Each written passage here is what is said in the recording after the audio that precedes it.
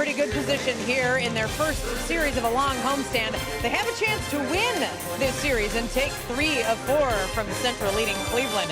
This afternoon, Mike Clevenger gets the ball for the Indians, who has been really good on the road this season. And Kyle Gibson for Minnesota, who's pitched really well but doesn't have the wins to show for it. Hoping, though, to add one to that column here today. Good afternoon from Target Field. I'm Marnie Gellner. Now, the baseball season is full of ups and downs, and it's true for every team every year. And it's also true for offenses. Sometimes things are going well, sometimes they're not. There's not always a really good explanation for it. But right now, the Twins' bats have been rolling. It's been a good, solid 6-game stretch where the team has a .262 batting average and is scoring an average of 6.5 runs per game. And this has been sorely needed for Minnesota. I asked the Twins how much better everything works when the bats are going.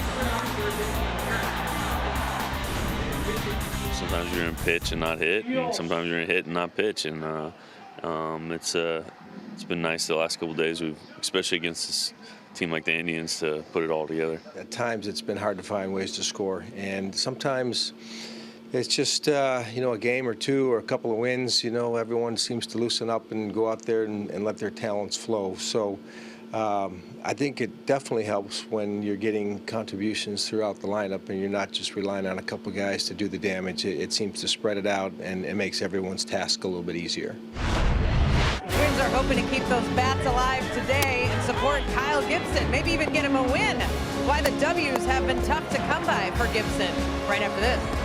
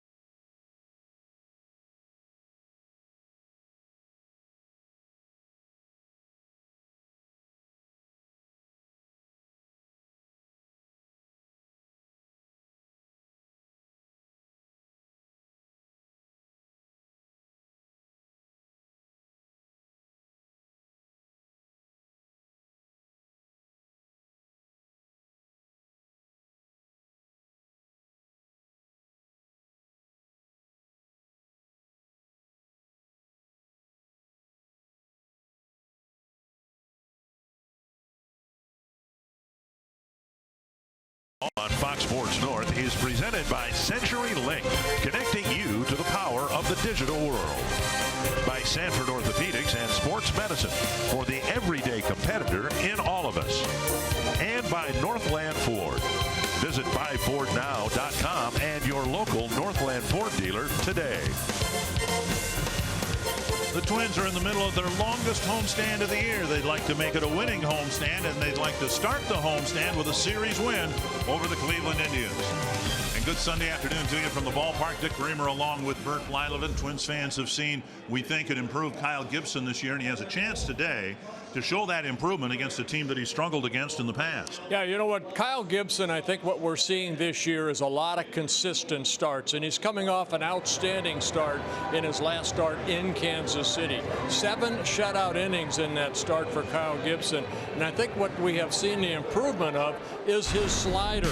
Kyle Gibson has really come up with an outstanding slider. Now, he had 8 strikeouts in that game in Kansas City, 5 of them on sliders, and you can see the miss percent, almost 60% when he throws that slider. It's almost like a quick curveball down, but Gibson has really been tough.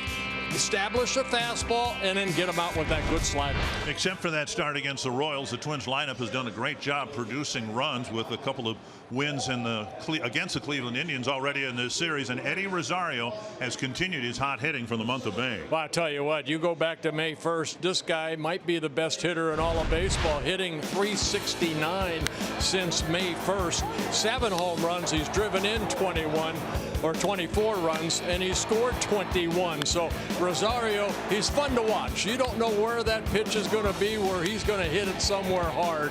He had a big 2-run home run in yesterday's win over the Indians. The Twins are in need of a winning month and winning homestands and winning series and all of that. And they've got a chance to do that here this afternoon in Game 4 with the Indians.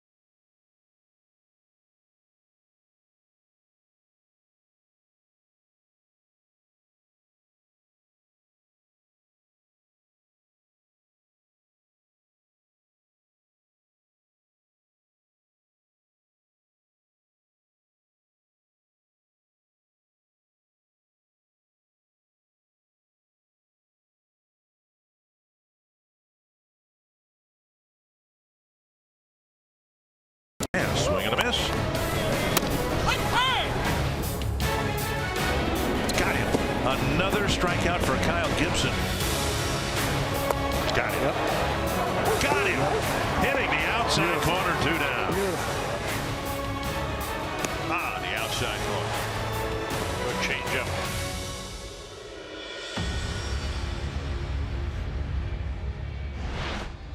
And Kyle Gibson's worthy of what we call a mini tease, 40 seconds there. We needed that time up here because you just had a major spill and it took you an extra 30-40 seconds here to clean it up. I had just made myself, I think, the best cup of coffee I've had all day, and somebody pushed me. Oh, no accountability at all. No, not at all. Not at all. I'll blame it on somebody else. Terry Francona, of course, has got the Indians at a peak. Their window is still very much wide open, and looks like they've figured some things out. Last year they really poured it on in the last 100 games to win the division handily. Here's the Menards batting order, and if Lindor can ever get the batting sleeve off his bat, he will lead things off. Then it'll be Michael Brantley, Jose Ramirez, Encarnacion, Kipnis, Gomes, Allen, Zimmer, and Gonzalez. You can spill another cup of coffee. It's going to take this guy. There we go. There it is. All right. So you just find some concrete and it'll come on. Well, today's starting pitcher stats are brought to you by Home Furniture, and it will be Kyle Gibson making his 12th start. And folks, he needs a win here only because he has not had a lot of success against the Indians here at Target Field, and we'll go over those numbers. Twins have pitched outstanding. Twins have scored a bunch of runs in each of the last 6 games, except the game that Gibson started in Kansas City. Here's Lindor, and we are officially underway. Ball 1 inside. You know, Roy Smalley and Anthony LaPanta, they kind of highlighted Gibson in the 3rd segment today. And one thing Kyle has done, he's established that fastball. There's a fastball there. Fly ball center field. Lamar jogging after it. Plenty of room on the edge of the track. 1 away. And if you don't establish the fastball, the 4-seamer and the 2-seamer, that slider a lot of hitters would take along with a good changeup. Check out the Twins in the field. We're seeing Ryan Lamar in center on a daily basis in the absence of Byron Buxton. Rosario in left, Kepler in right. Great catch and a big hit last night or yesterday afternoon in the ball game. Sano, Escobar, Dozier, Morrison, and Wilson around the mound, and Gibson hoping to pick up his 2nd win of the year. 1 down, and now Michael Brantley. The Twins have done a good job in this series. Brantley came into this series with a 19-game hitting streak, and he's 0 for 10 in this series. Now he's walked 3 times. Average down to 325, and when he came in, it was at 343. A few weeks ago, Terry Francona switched Jason Kipnis and Brantley, moving Brantley to the 2nd spot in the batting order, and it's really worked. Helped this lineup click throughout the month of May. 1-1 to Brantley, and this one hit better to center field. Lamar retreating, and it's about the same spot, makes the catch. A little more hang time and almost the exact same spot on the field, 2 away. Let's take a look at the Pizza Ranch win. How do the Twins win today? Well, goes off pitching. You know, the pitching staff has pitched very well. Over the last 12 ball games, the Twins have had 9 quality starts. Gibson 0-5 against the Indians here in 7 starts with an ERA at 7.01. So he's looking for his first win here against the Indians. It would be his 3rd career win. Hasn't beaten the Indians since 2015. 1-0 to Jose Ramirez.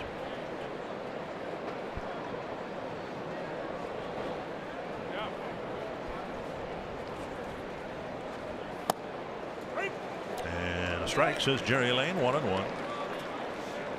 Jerry Lane, a veteran of 30 years. This is his 30th year umpiring behind home plate.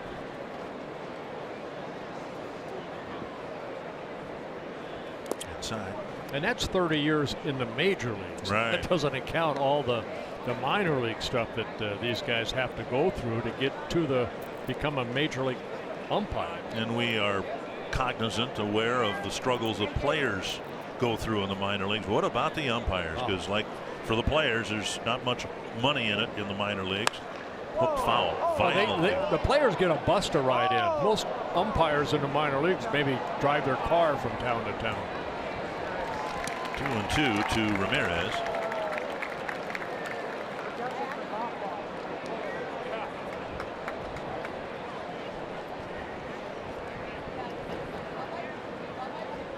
Swing and a miss, and it's a clean 1-2-3 first inning for Kyle Gibson.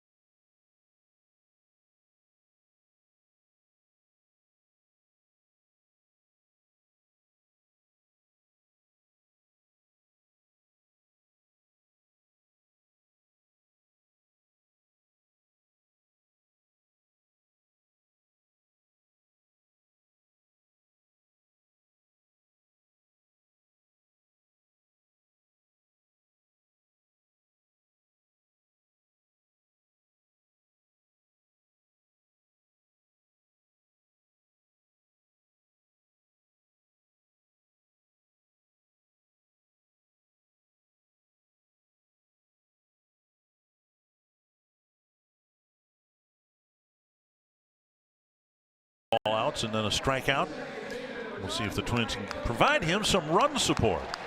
And Paul Molitor's back-to-back wins in this series brought his career mark against the Indians to the 500 mark. He and Terry Francona, former teammates with the Brewers years and years ago. Menard's batting order has Brian Dozier leading off, Eddie Rosario, Miguel Sano back in the lineup. And then Logan Morrison, Eduardo Escobar, Max Kepler, Robbie Grossman, Ryan Lamar, and Bobby Wilson. And Dozier to lead things off against Mike Clevenger. First pitch tap foul. And today's starting pitcher stats are brought to you by Home Furniture. Mike Clevenger making his 12th start as Kyle Gibson is here this afternoon. He's put together a pretty good year. 4 wins, 2 losses, very good ERA at 3.14. Nice pickup by Lindor. A low 2-hop throw to get Dozier. And Dozier points at Lindor as if to say, hey, I owe you one. 3 infielders on that side. That's one of the reasons why it looked like Lindor was able to make the play. And pretty much the left side of the infield closed down for a base hit on the ground. Northland 4 defense for the Indians. A little more speed out there with Bradley Zimmer in center. Allen moving to right. Brantley in left. Gonzalez, Lindor, Kipnis, and Encarnacion and Gomes around the mound. And there is ball 1 to Eddie Rosario. Clevenger type of pitcher, when he's on, he'll get a lot of ground ball out. So, you know, you got a Gold Glove shortstop that just made a great play behind you in Lindor. Swing and miss, 1-1. Good fastball Clevenger has, along with a hard slider. He'll mix in a curveball and a changeup. 27-year-old in his 3rd season with the Indians. And hopscotch by Rosario to get out of the way. 2-1. Yeah, Clevenger works quick. You got to like that as a defensive player. What he features is that fastball, the hard slider, changeup, and then the curveball.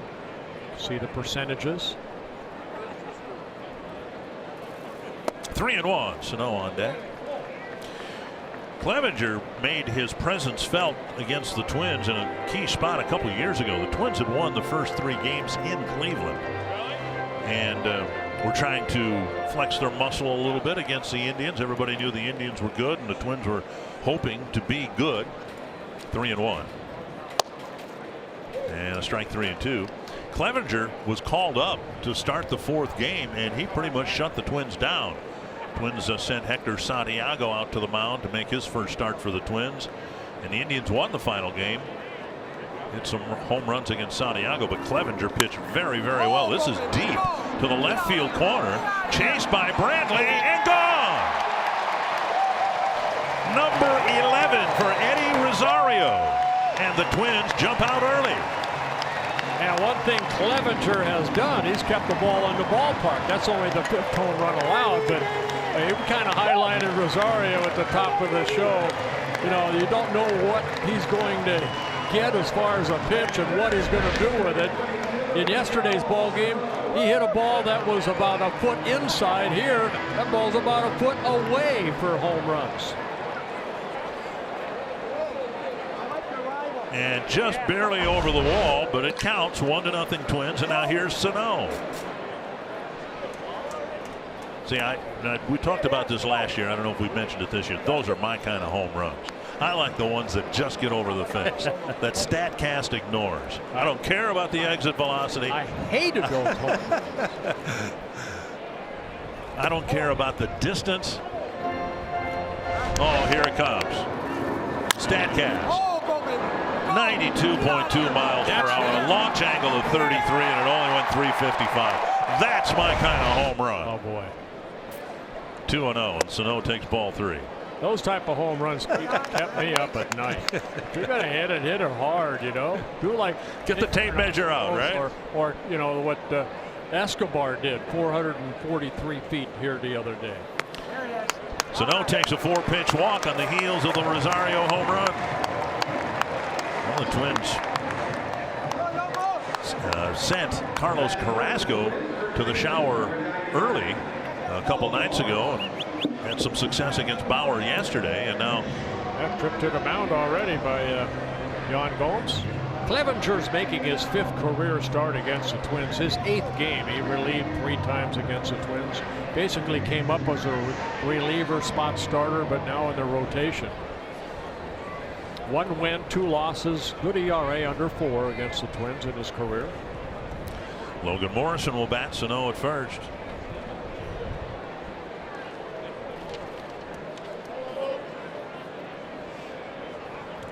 Morrison has gotten 1 hit, 3 at bats against Clevenger. There's a first pitch strike. Twins having a very good series offensively. Morrison starting to pick it up a little bit. 3 hits and 12 at bats with a home run in the first 3 games. Strike 2 taken. 0-2.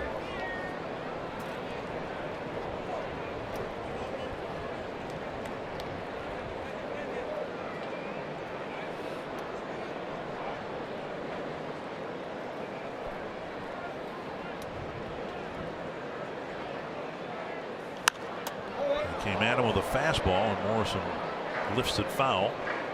Still 0-2.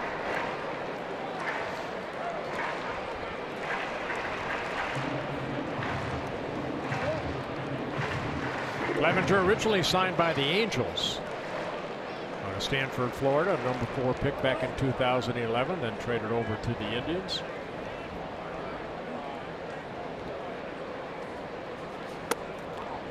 One and two.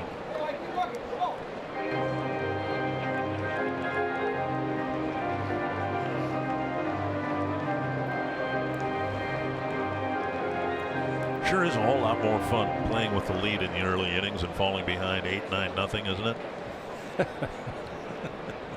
Well, it's good to see the offense picking it up. Morrison checked his swing, we think. Yep. Strike 3 is called. I thought he went too far. Clevenger picks up his first strikeout. And that'll bring up Escobar. Clevenger, a strikeout pitcher, this year averaging almost 8 strikeouts per 9 innings. And less than 3 walks per 9.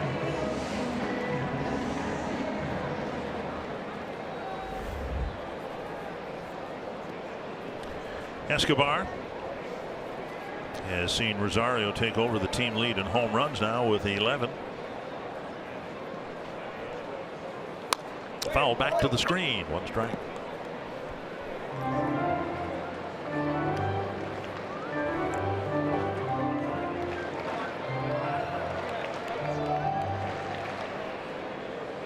Look at the home run hitter in the first inning, Rosario.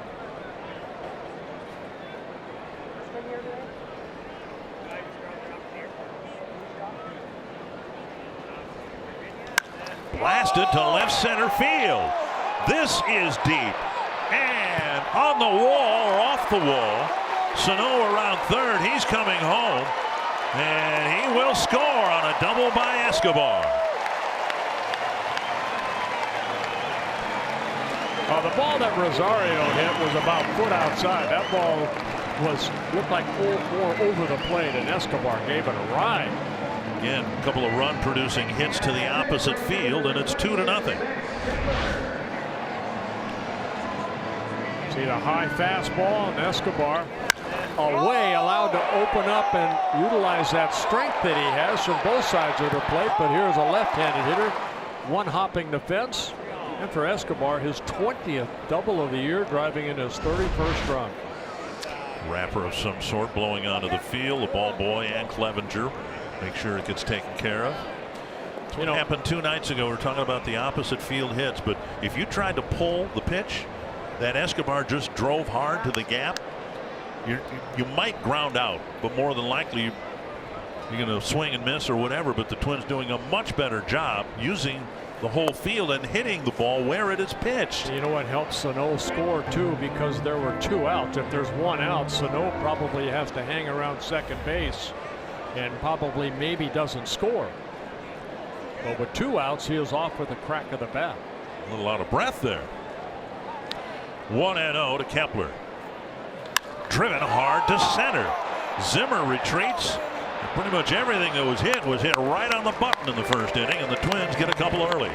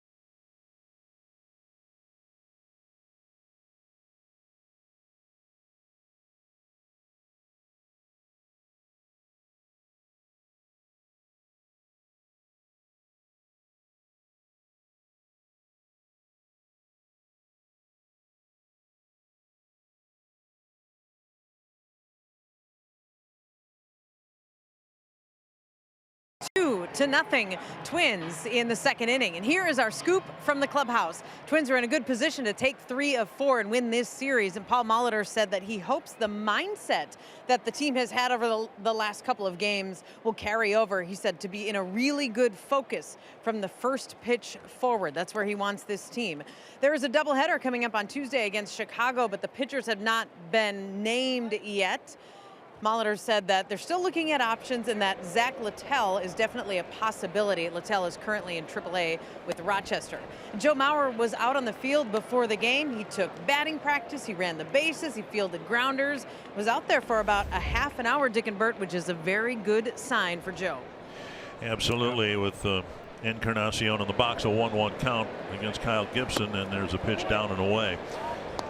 And we don't want to put the cart in front of the horse, but It might be that Mauer will go on some sort of a brief rehab assignment, I would think, to make sure, not that physically he can hit and all that, but to make sure in whatever capacity, whether it's DH or playing first base, that his head is clear and he's able to comfortably compete. That might be the route they take. Well, anybody out there that has had a concussion, and I have not, I know, Dick, we've talked about it, it's the fuzziness, the fog, I guess, that Right. they have. And you imagine trying to hit a baseball when maybe you're not completely focused or able to. Strike two. Encarnacion thought it was ball four. And just, being in the dugout and watching the game. It's a cloudy day. It's not real bright. Light sensitivity was one of the issues that put him on the disabled list. 3-2 to Encarnacion, leading off the second inning. Chopper foul. When Joe was shut down a couple years ago because of the concussion symptoms, he was trying to do minimal baseball activity, and he told me, he said when he's playing catch, he doesn't catch the ball, he sees a streak of white.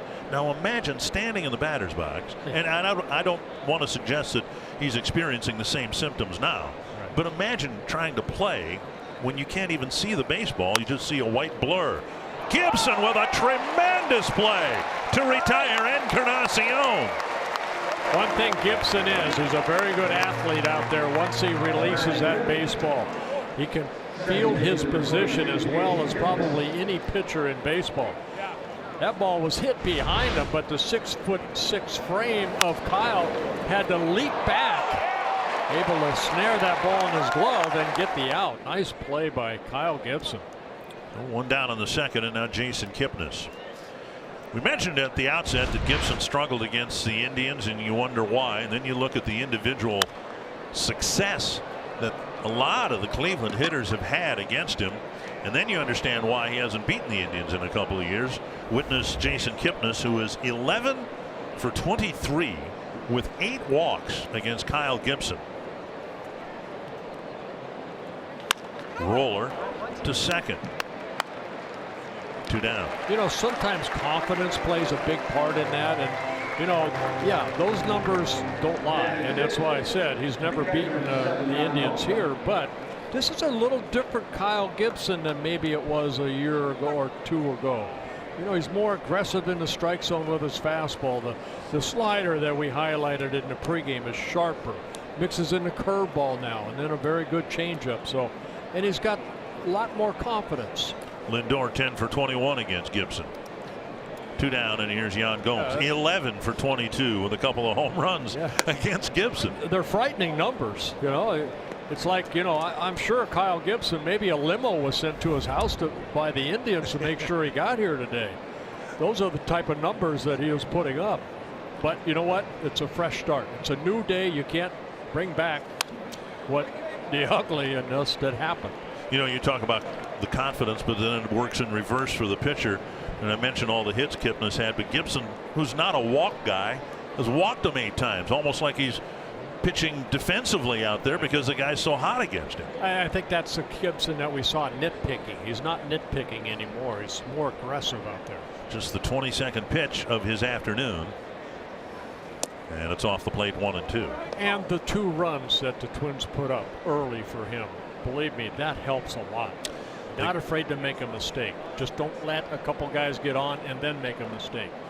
Stay aggressive. If they'd got 2 runs for him in Kansas City, the Twins would have won that series. Right. 2-2. Gibson with 45 wins, 51 losses in his career, making his 139th major league start.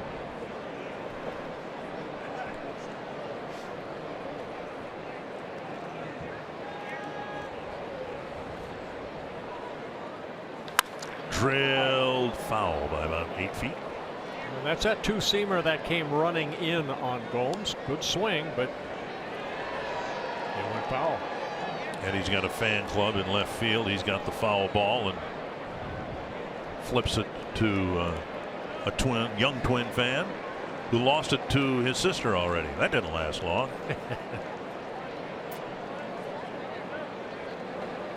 2-2 to Yan Gomes. Got him. Boy, Gibson with 2 efficient innings, and he's got a 2-0 lead.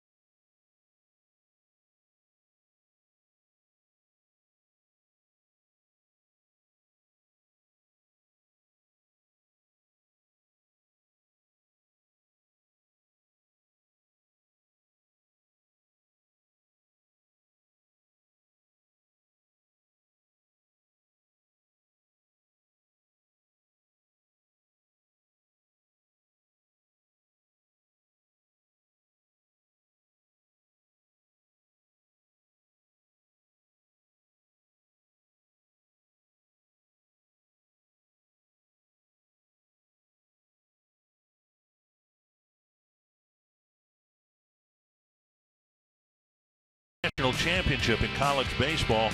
It's a tremendous accomplishment. All the focus, of course, on the Division I championship, and the Gophers are in it. They've got a chance to advance to the Super Regional tonight. But congratulations to Augustana. Tremendous accomplishment. Robbie Grossman takes a strike, and it's 1-1. Everything the Twins hit in the first inning was hit sharply, including Dozier's ground ball out. And now Grossman will start the second. Yeah, Robbie got a couple hits in yesterday's ball game. His average starting to creep up there, having a good series. 4 hits and 10 at bats. Clevenger, a part of, I think everyone realizes, a really good Cleveland Indian starting rotation. Their rotation with the likes of Kluber and Carrasco and Bauer, and they've got an ERA of 3.58, which is second in the league. But what's interesting is the first place team and how big of a margin.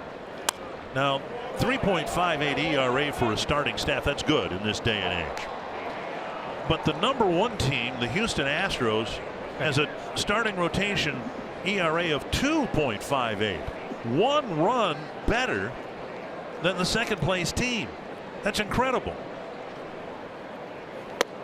Well, both these ball clubs have very good starting staff, and I think the Twins, as throughout the summer, I think we'll see the 5 horsemen that are out there now for the Twins getting better and better.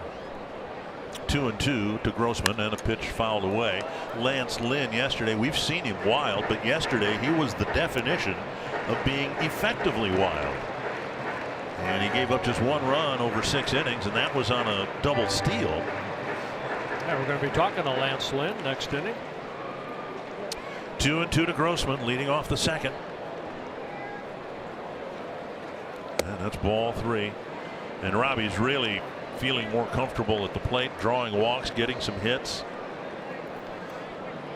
Well, like Paul Molitor said, you know, it's nice going to the ballpark, not relying on maybe 2 guys in your lineup. Now it seems like everybody's clicking a lot better, and there's the other good eye of Grossman. He does that better than anybody on the team, with the exception perhaps of Joe Mauer, but he just earned a walk. This is your chance to play catch at Target Field. Join us for a fun, family-friendly event following the Twins game against the Angels on June 9th. Purchase your catch on the field tickets today at twinsbaseball.com/catchfield. So the leadoff man is on, and now Ryan Lamar. And Lamar having a good series. 4 hits and 12 at bats. The biggest thing, he got his first major league extra base hit here the other day. He's driven in 3 runs. This one blasted to the gap in left center field. And Zimmer makes a tremendous catch in center field. Bradley Zimmer laying out, and one of the best catches you will see all year long. Wow. You hear the applause of Twin fans saying, wow, that was an outstanding catch. Lamar looks like it's going to be in the gap, but Zimmer comes from nowhere and leaps and able to get that ball in his glove. Unbelievable concentration, unbelievable catch. There's Bobby Wilson, another well-hit ball, and Clevenger himself can't believe it. Here is Bobby Wilson. Breaking ball over for a strike. Had the at-bat lasted any longer, I was going to compliment Lamar on the great catch he made yesterday to end the ball game. And then Zimmer made an even better catch. Well, Zimmer was put on a disabled list basically because he made a great catch in New York and banged against the wall, and that put him on a disabled list. But there, he just had to leap, and unbelievable catch. Yeah, we've all seen Byron Buxton and his fearlessness in center field. Well, the Indians have a guy too, Zimmer, who's that way as well. And who knows where this inning might have gone. If that ball got by him, Grossman probably would have scored. It would have been no one out. Now 2 strikes to Wilson. Softly hit. That's a doink. And that'll drop for a base hit. So the softest struck ball of the first time through the order is a base hit. First and second, 1 away. Yeah, Clevenger leaving some pitches up. That looked like a breaking ball right off the end of the bat of Wilson. Hit softly into center field. Now Dozier with a sharp ground ball for the first out. I think Wilson still grimacing like that might have stung a little bit. But he will take it.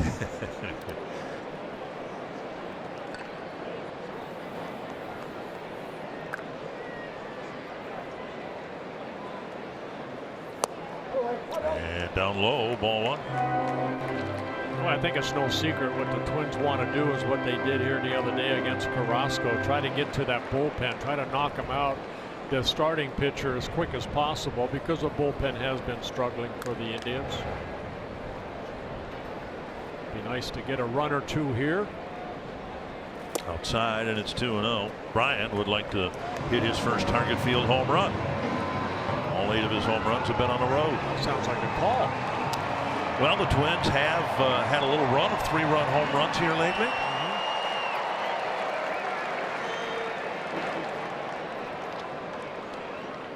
Mm-hmm. 2-0 to Dozier. Cut through a fastball, 2-1. Fastball at 96.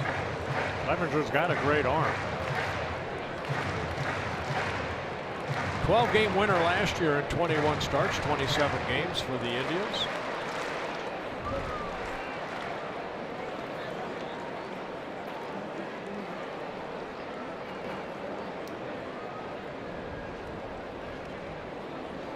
Popped up, backing out of play. He hung that breaking ball right there. Dozier just got underneath it. Yeah, the breaking ball not as sharp right now for Clevenger.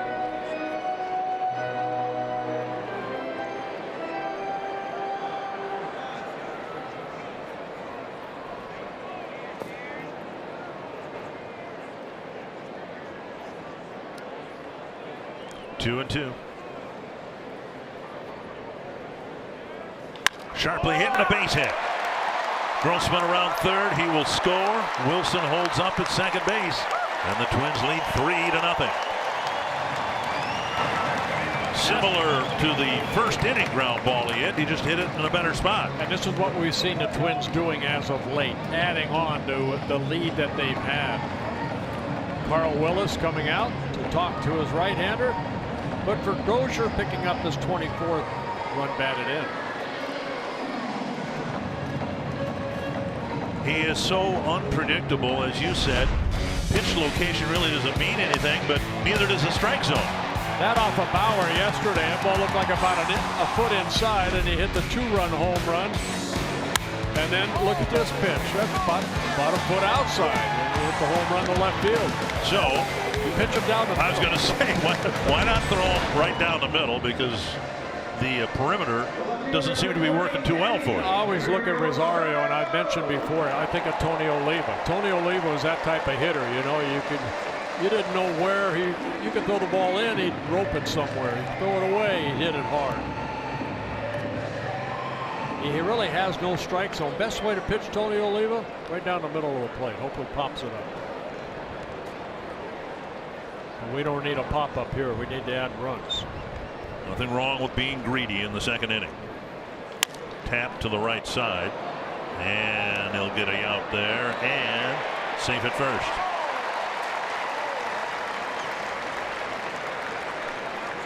Dozier and Lindor sparring a little bit, I think, good-naturedly. I think it goes back to that first inning ground ball that Lindor took a hit away from Dozier. You know, you might have 4 or 5 at-bats throughout a ballgame. You have to hustle once you make contact, and that's what Rosario does day in and day out. He stayed out of that double play because he didn't take it for granted. And I thought Encarnacion got to the ball very nicely, made a good throw over to Lindor. Lindor got it back quickly. But Rosario just beat it out to give Sano an opportunity, maybe driving a run. Sano walked and scored in the first.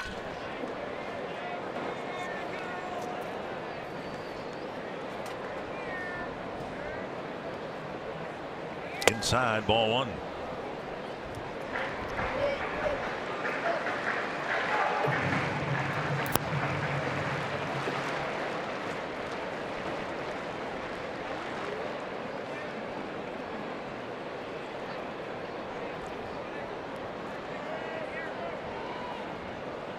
Big swing out in front of the breaking ball, 1-1. You know, I'm surprised how shallow the outfield for the Indians are playing Sano.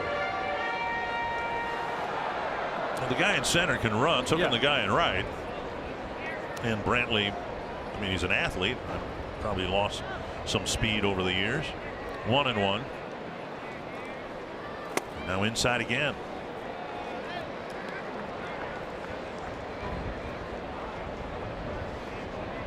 Clevenger already 43 pitches, 26 strikes. Twins with 4 hits in the afternoon. None of them have been pulled.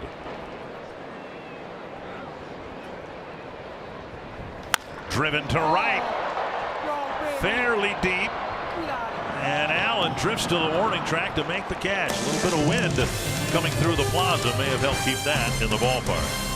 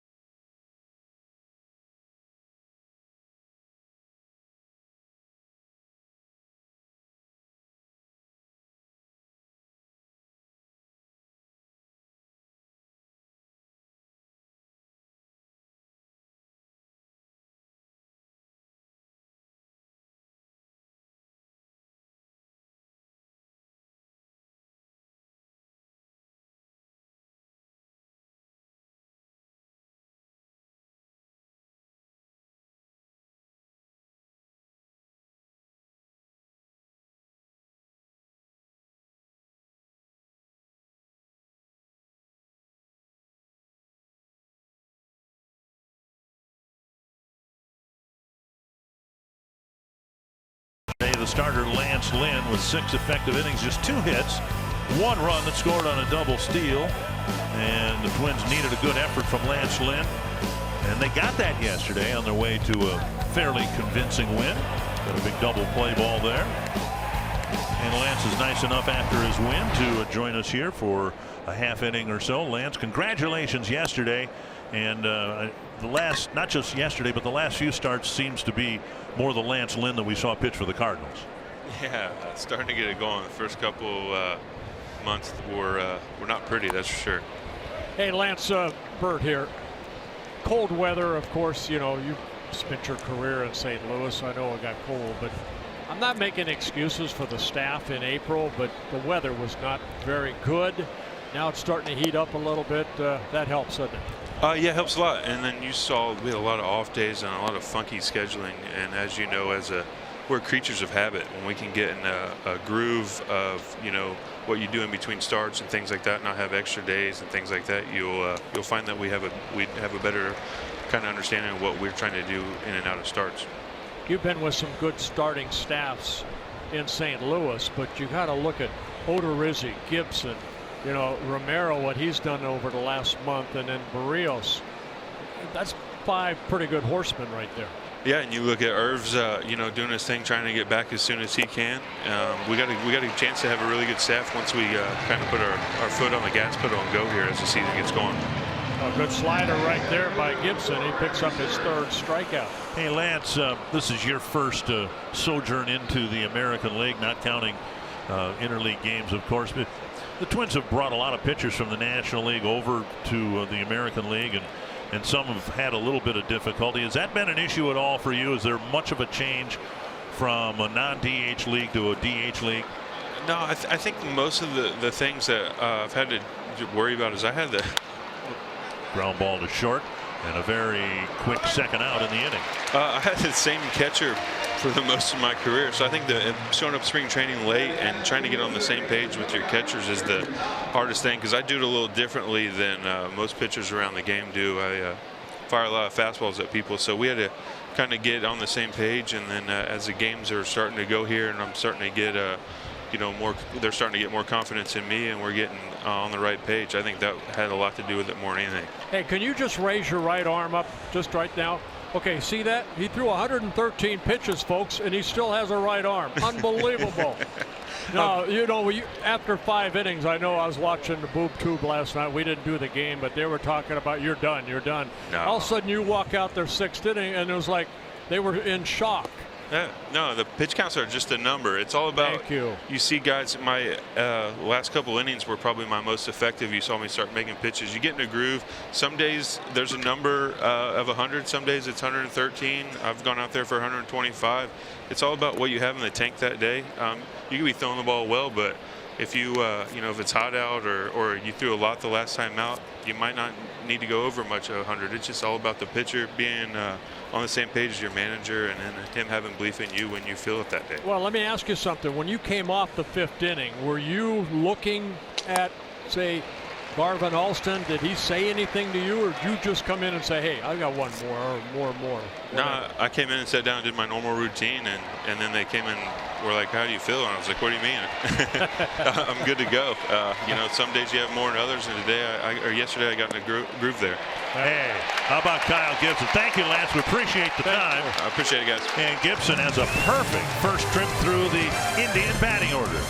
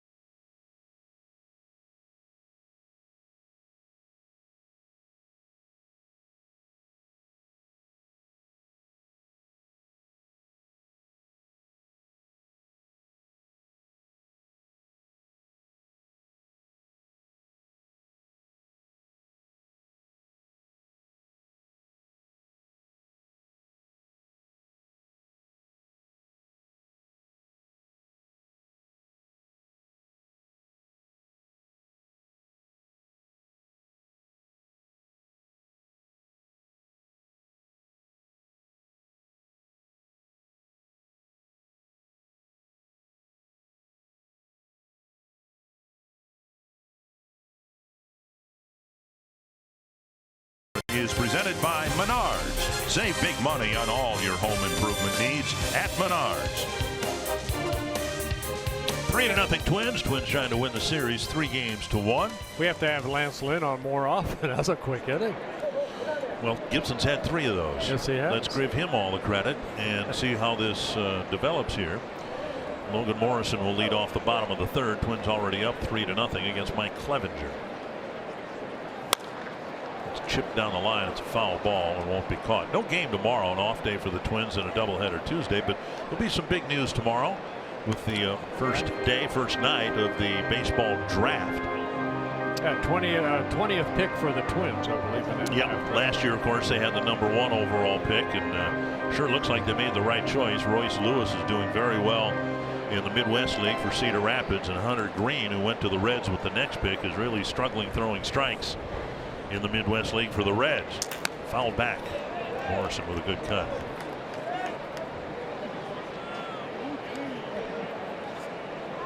Of course, Joe Mauer was a #1 pick the last few years, and there have been some hits and misses. Kirilov's doing well in Cedar Rapids after missing all last year because of Tommy John's surgery. Tyler J might be able to find his way up here as a relief pitcher. Yeah, Nick Gordon having a good year. Yeah, but you know, it's such a hit and miss thing, and one of the key factors for teams who draft high, you know, was for the Twins last year, is signability. And Gibson, a #1 pick for the Twins back in 2009. But you know, you have conversations with the top picks, and you say, well, here's what we're thinking, and then you draft them or you don't based on what you think. The chances are of actually signing them are for the price that you determine. Well, there's a guy working a couple booths down here, was the #1 overall pick by the Twins, for the Twins, all of baseball, #1 overall pick. The Twins picked Tim Belcher. Here's a liner fairly softly to Lindor, 1 away. Tim filling in on the radio broadcast for the Indians. But the Twins drafted Belcher #1 overall and then didn't sign him. And I was talking with Tim about that this morning. He warned the Twins of what they were going to offer. He was not going to sign. Now, back in those days, there was a secondary draft in January, so a player had a little more leverage in saying, you know, I don't like whatever, either the money or I don't want to play in that part of the country, whatever, and then you could fall into the secondary draft in January. But Tim reminded me it wasn't just him. Twins had another first-round pick that year, Oda B. McDowell, and they didn't sign him. And then they had the #1. There's Tim Belcher to the left, and working on the Cleveland radio broadcast. Here's a drive hit to center, and by Zimmer standards, this is a can of corn, 2 down. Then in the second round pick that the Twins had, because of their poor record in '82, it was Billy Swift, and he had a great career, and the Twins didn't sign him either.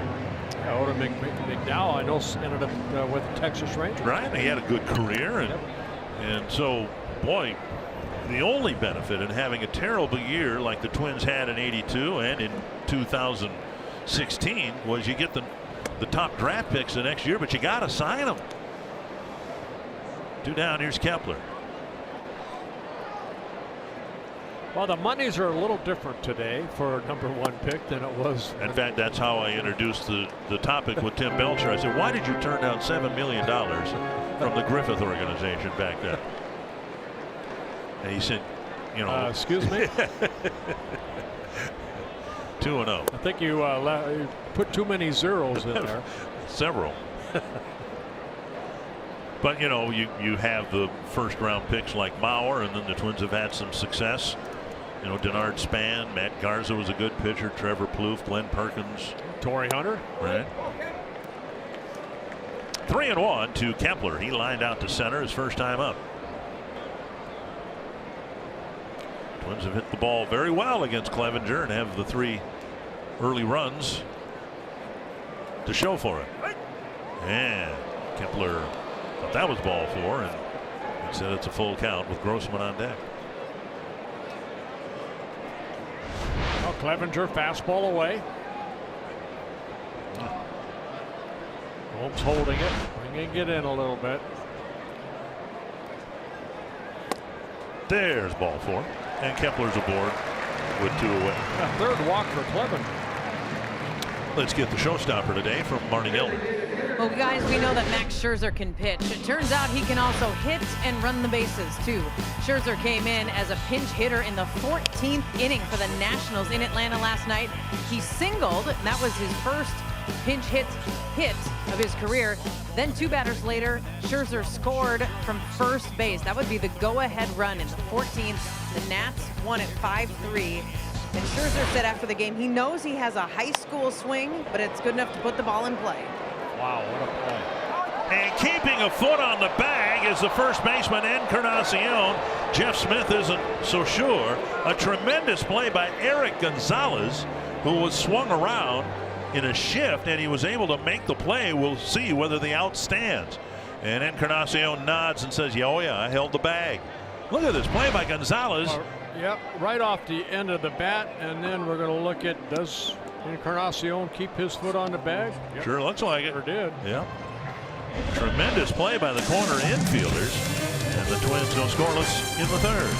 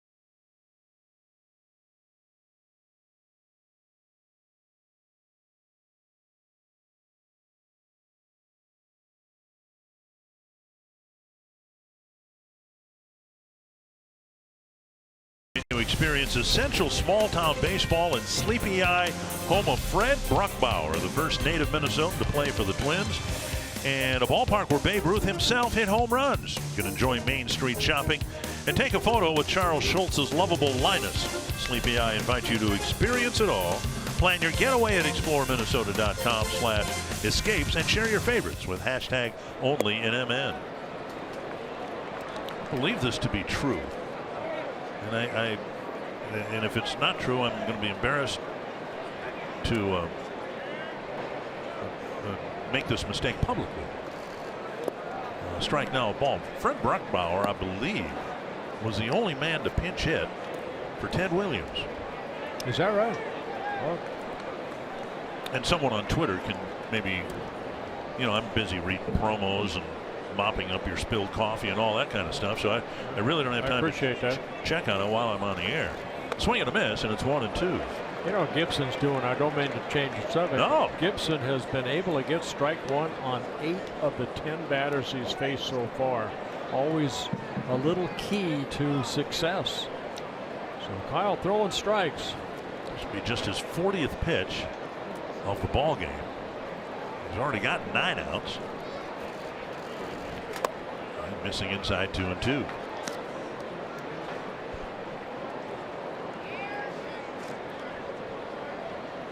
Definitely trying to pitch Lindor inside.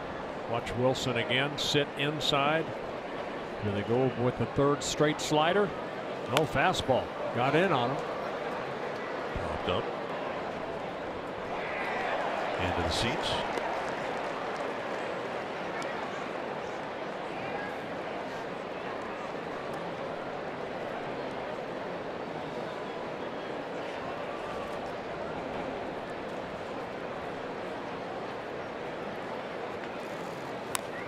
Chopped foul, and Lindor battling Gibson with 2 strikes. We saw him do the same thing to Barrios the other night in the first inning at bat. Still 2-2.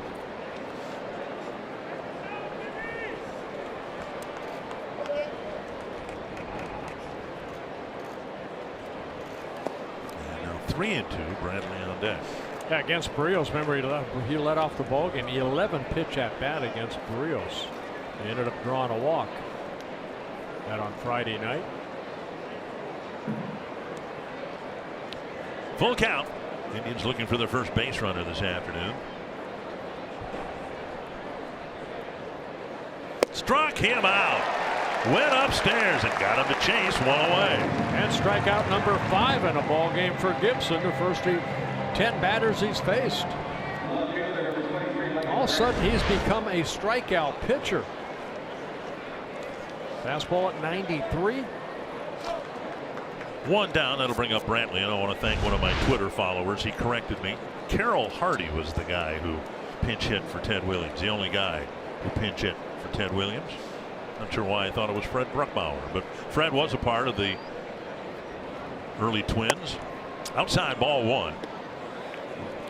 Can you imagine back in 1922 where Babe Ruth came in with that barnstorming they used to do? They did it because the players then made more money barnstorming than they did under their playing contracts. Chopped up the line foul. I remember Ralph Rowe, who was my AAA manager.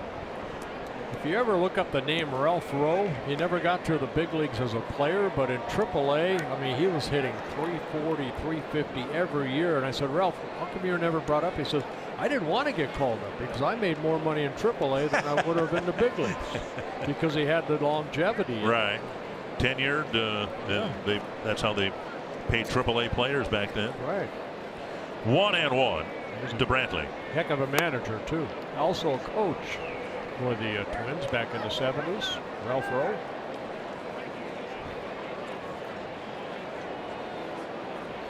His wife Ethel taught me the game Scrabble. Sharply hit. Dozier with the pickup. Well, I mean, I hope that didn't take too long. Well, It's no, a pretty but easy I game. learned a lot of words like J.O. I didn't know J.O. was a word, meaning sweetheart. And that's a lot of points if you can get it on the triple. J's worth 8, right? And O is worth 1. June 8th is Prince Night at Target Field. The first 10,000 fans through the gates receive an inflatable Prince guitar. Limited number of Prince theme night ticket packages are also available that include a game ticket and co-branded Prince Twins cap. Go to twinsbaseball.com/Prince to learn more about the Prince guitar and the Prince theme night offer. 2 down, 11 up, 11 down for Gibson, and here's Ramirez, who went down swinging in the first.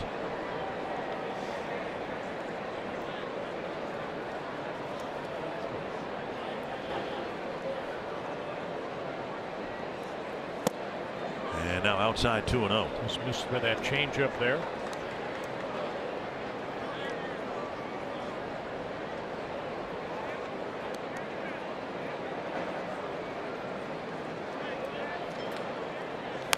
And bounced foul.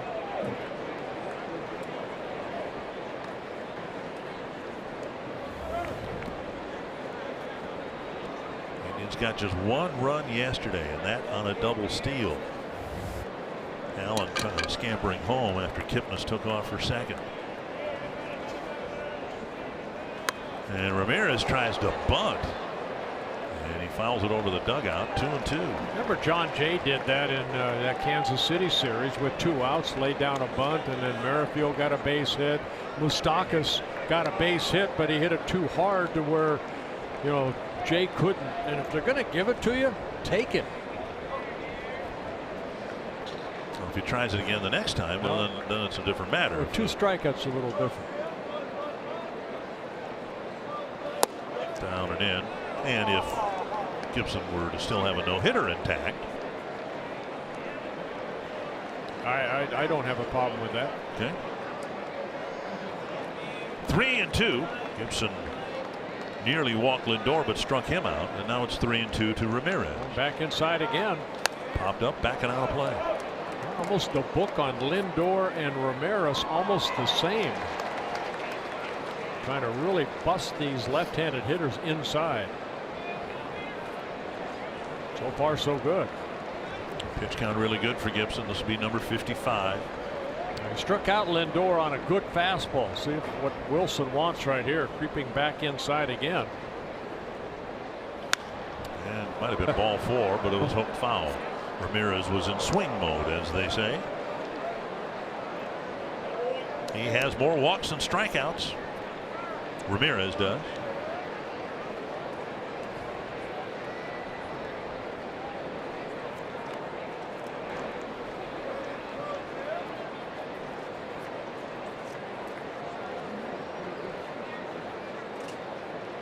Got him. Good changeup. And Wilson completes the strikeout. 4 perfect innings for Kyle Gibson.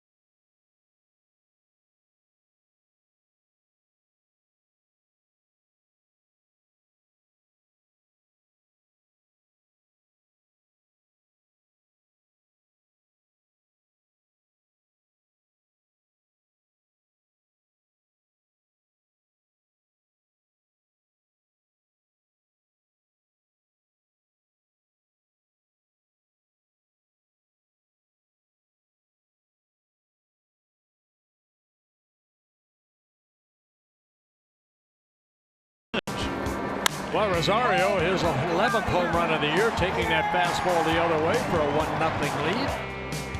And then Escobar made it a 2-0 lead with an RBI double in the first. Dozier added an RBI single in the second inning, and Kyle Gibson has taken it from there. 6 strikeouts and 4 perfect innings for Gibson. 3-0 could have been a much bigger Twins lead. Here's Lamar trying to bunt his way aboard, and Clevenger slips with Gonzalez on his heels. And for Lamar, he said, look, I tried to hit a double last time and Zimmer took it away from me, so I'll just lay one down on the grass. And he gets a leadoff bunt single. Lamar has speed too, and you know, he lays down this bunt, make that pitcher try to field it with your momentum going toward third base. Looked like Clevenger got there, but then the little slippage right there of the right foot, and then a little contact by Gonzalez after he slipped. Might be the first. See the right foot kind of give way. Be the first bunt single for a Twins player not named Byron Buxton. And Lamar's aboard, and now Bobby Wilson singled his last time up. Foul back, a strike. Mitch Garver took a foul tip off his left thigh last night, just above the kneecap, and he's fine, but I'm sure Wilson, who might have been in the starting lineup anyway, will be expected to catch the duration of the game here today. Then the Twins have the off day tomorrow and doubleheader on Tuesday, and the presumption is Garver will be ready to catch one of those games on Tuesday. Mighty Whiteys are coming into town for what's become now a 4-game series. And then the Angels for 3. 2 strikes to Wilson.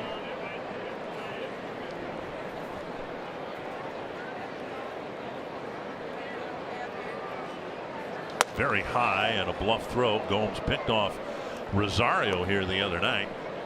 Yeah, Lamar at first base, he has attempted 1 stolen base, got thrown out. An area that Twins have not done a lot of. 17 stolen bases in 25 attempts.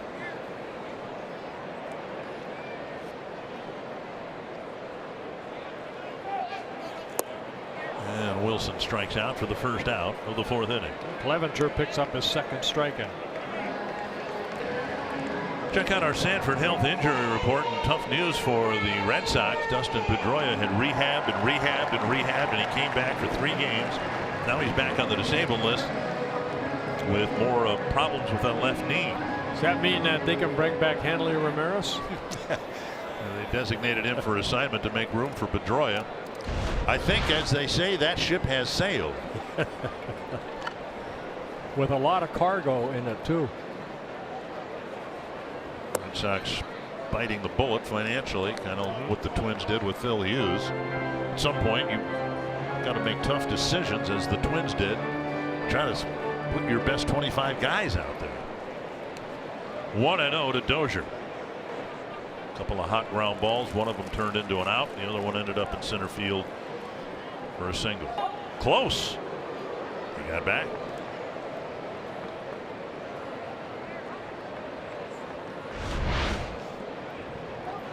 Well, Clevenger does have 1 pickoff this year.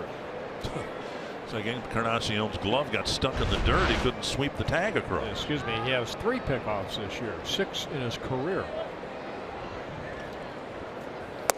You don't see Brian ground the ball very often.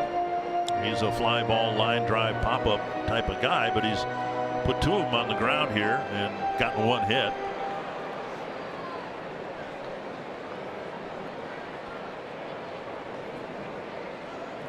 One and one.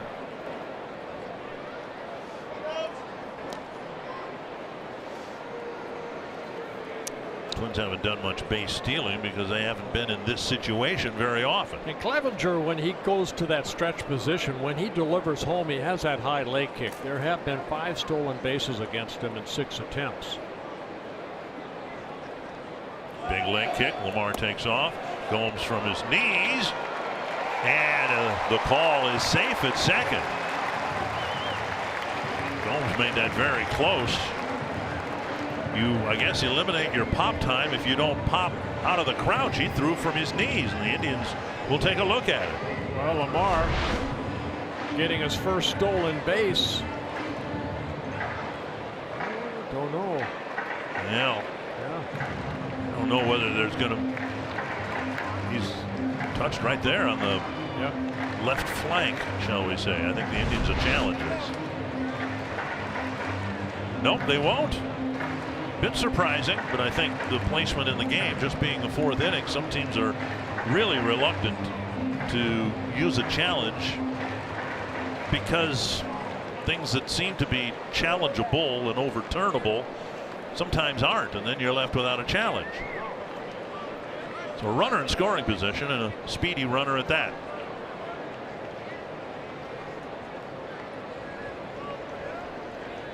And Dozier flips it foul. Here is where the shallowness of the Cleveland outfield really comes into play, particularly in center field. Bradley Zimmer, we've seen how much ground he can cover, but look how shallow he is to try to increase his chances of taking away a single in front of him, with Lamar at second base now. 2-2. And Dozier hits it to right center field. And it's the right fielder Allen making the catch.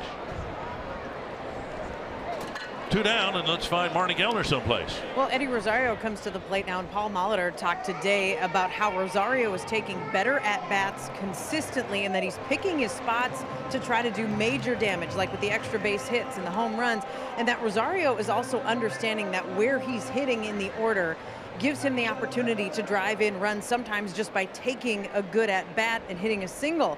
And Molitor said there are a lot of things to like about where Rosario is trending right now. Thank you, Marty. In situations like this, or what Paul's been talking about, instead of trying to hit a 2-run home run, A base hit to center field will add another run for the Twins.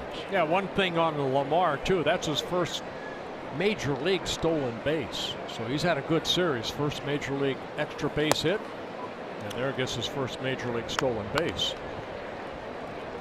Fastball inside, ball one.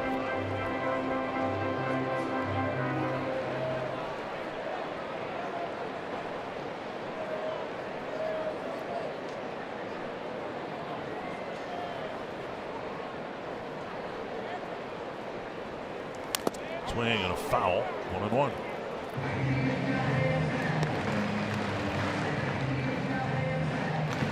Rosario with a first inning home run to start the scoring, and as Bert mentioned at the time, just the 5th home run allowed by Mike Clevenger.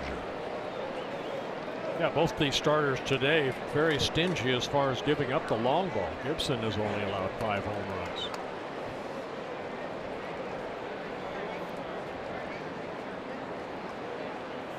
Driven to the gap in left center field.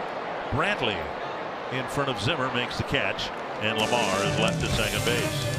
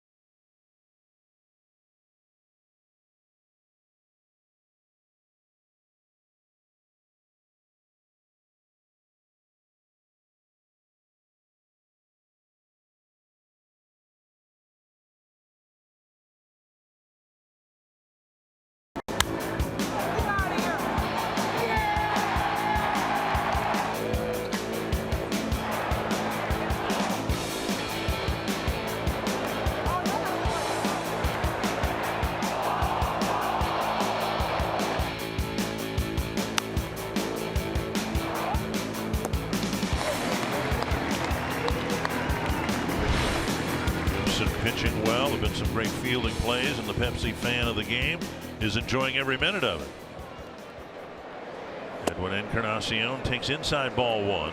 Encarnacion hit that comebacker to Gibson, where Gibson had to lunge back to his right to make the catch and then threw him out at first. Down the middle of strike. 12 up, 12 down for Kyle Gibson. A year ago, he had just returned from his first demotion to Rochester. And what we have seen at the end of last year and the first few months of this year is a much better major league pitcher. Chopped foul. Mike Sarbo. A one hopper, and I'm not sure why he froze.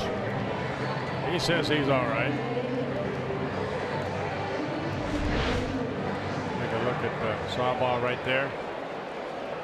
Got him on the right elbow. 1-2 to Encarnacion.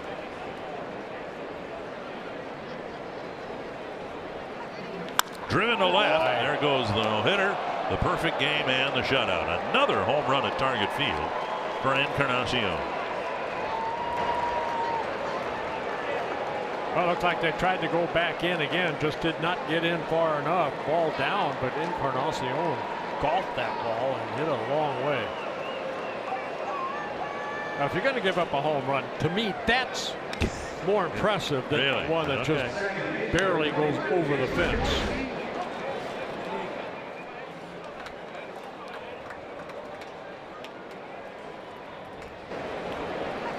And he has really thrived hitting home runs here at Target Field. And there is a strike on the outside corner to Kipnis.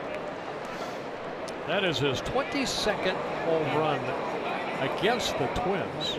His 14th hit here at Target Field.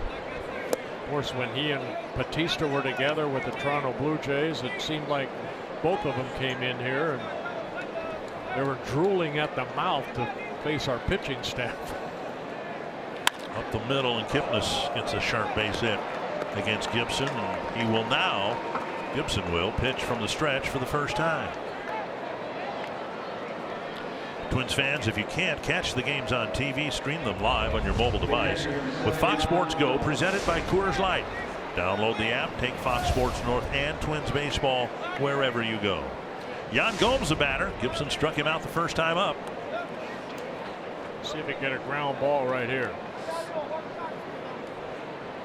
Gibson's had 6 double plays turned behind him.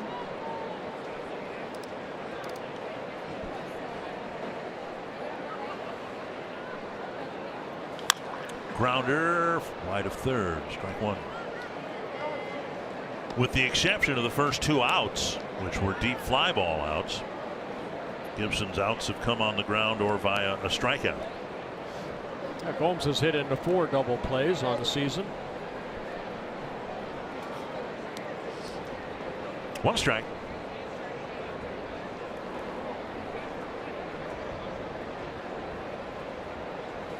And now a ball.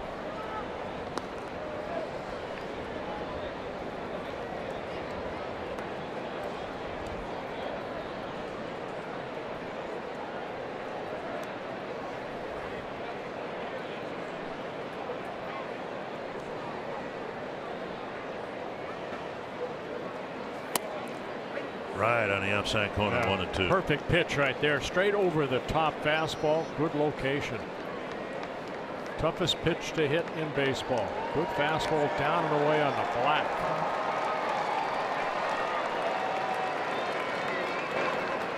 One and 2.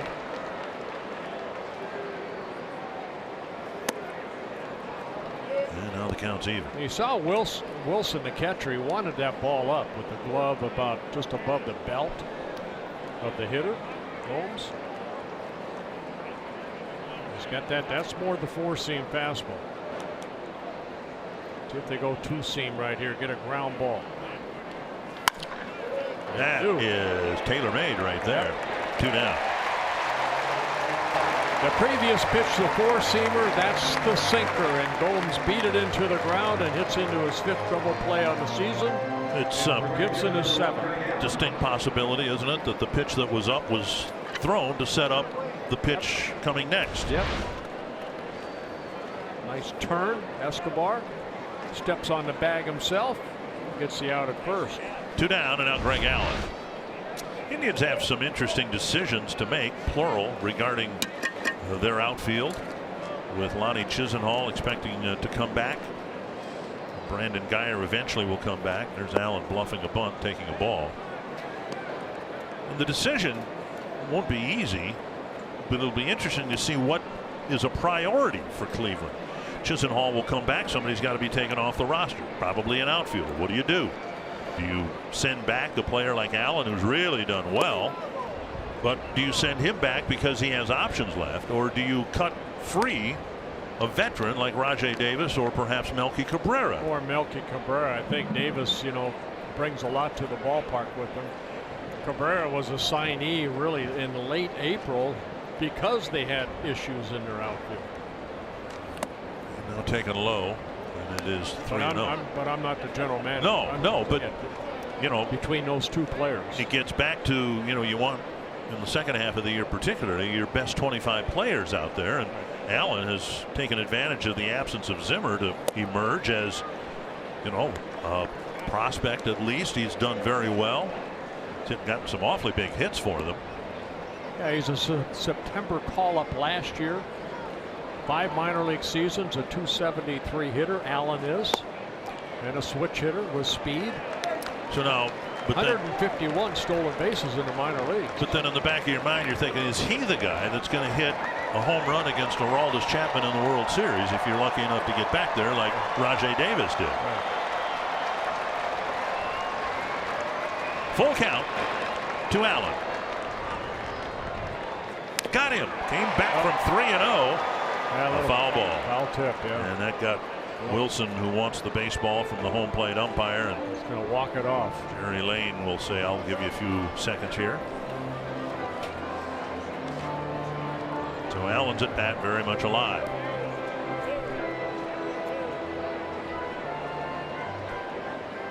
Wilson looks over his right shoulder and says, okay, let's go.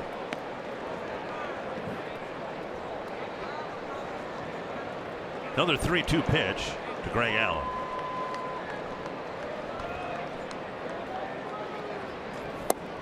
And he took ball 4, and that'll bring Zimmer to the plate as the tying run. And the first walk for Kyle. Zimmer hit a ground ball to short his first time up. Well, Gibson had 9 consecutive shutout innings coming into this ball game, a couple in Seattle and then 7 shutout innings in Kansas City. But here today, last couple innings, that pitch count mounting a little bit, 20 in the 4th.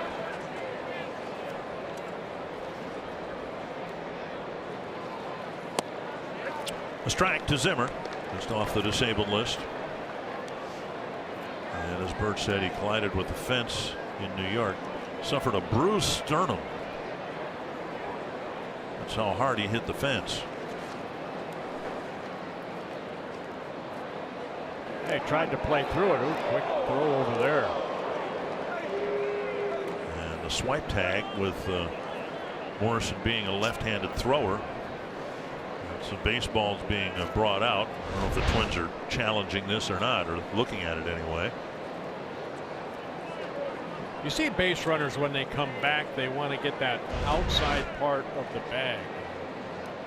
They've always wanted to do that, but now in this day and age of replay, you've got to. That's like the difference between 2 frames of video, to use an old photographic term. And if Allen had gone to the middle of the bag or the front corner of the bag, he might have been called out. 1-1 to Zimmer.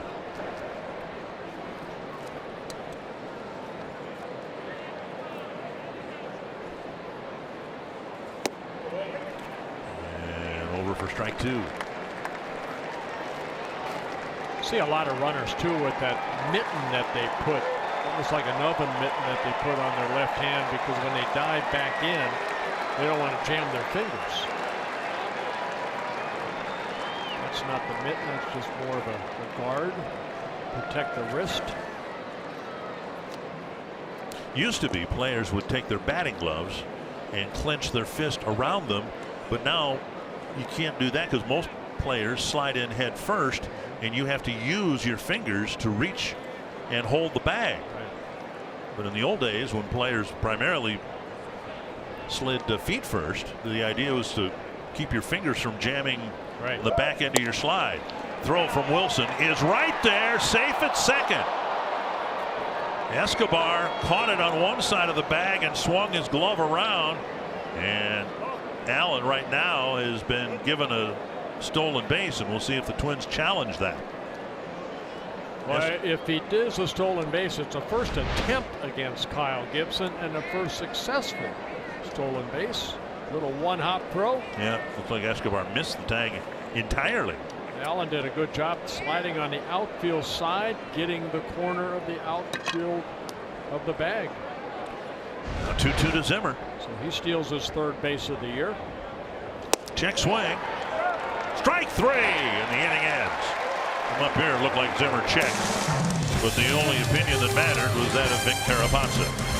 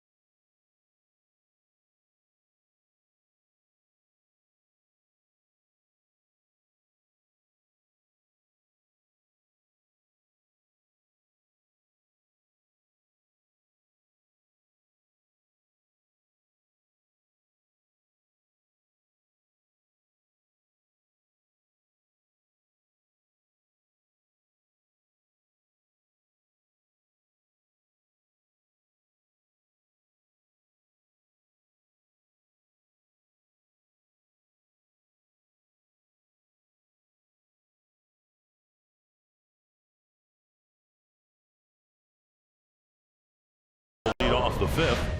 And Sano didn't do much in the Seattle series, but starting in Kansas City, he's been swinging the bat well. And starting to heat up a little bit, and the Twins definitely need his bat in the lineup. And they won without that bat in the lineup yesterday. Yeah, but when this guy gets hot, he can carry a ball club with the home run and the strength that he has. Walk and a run scored in the first, deep fly ball to right in the second, and there's a half swing, strike one.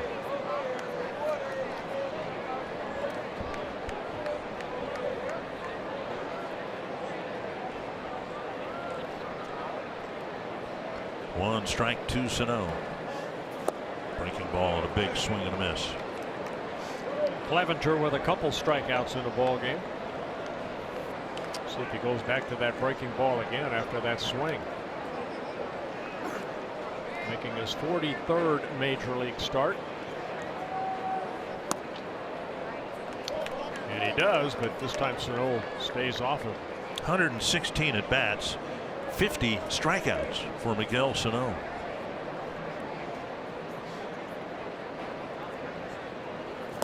Breaking ball, he lost his helmet, and the at bat went away. And Clevenger picks up his 3rd strikeout. One down, and now Logan Morrison. I stayed with that slider. Nasty pitch right there. Good pitch down and away. Morrison struck out in the first, lined out fairly softly to the shortstop playing on the other side of second base. Lindor, there's ball 1. Twins struck early and got a lot of opposite field base hits. Extra base hits, in fact. Ooh, good swing. Morrison would like another look at that pitch.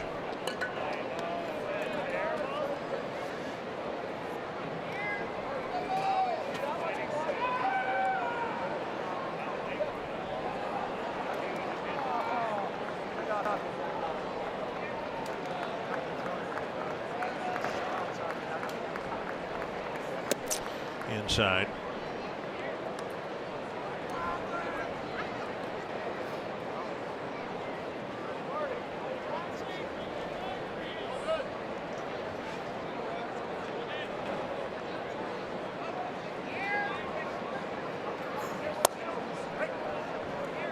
Strike called, 2-2. Yeah, Logan did not like that call.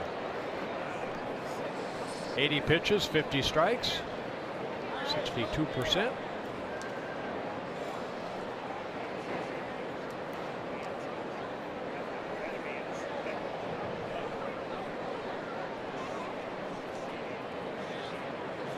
Tap foul. You see Clevenger's got all sorts of ink on his left arm, very heavily tattooed. Nothing on his throwing arm.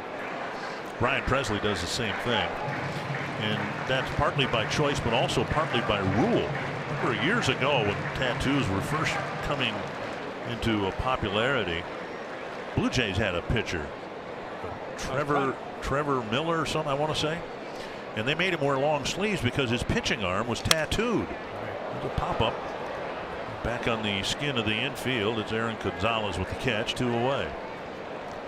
With the Minnesota Lottery, every day is game day. Tonight's Minnesota Lottery winner circle features Gene, who won $100 in scratch tickets. Are you up for fun? Say I'm in. 2 down here in the 5th with Clevenger settling in here. The Twins haven't done much against him since the 2nd inning. And here is Escobar. A double to left center field for an RBI in the 1st, and then a line out to center his next time up.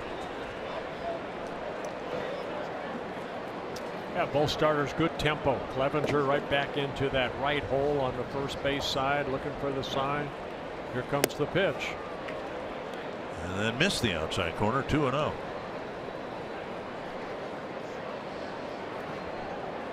Gibson yielding his first hit and first run in the top half of this inning. Twins would like to get that run back. 3-0. Kepler on deck.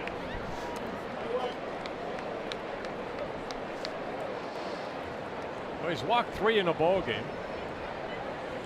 He's walked 4 a couple times in a start. Why is this hit high in the air? Gonzalez coming in, and they're all looking at each other, and it's Kipnis who makes the catch. I don't want to. You take it. 1, 2, 3, fifth for Clevenger.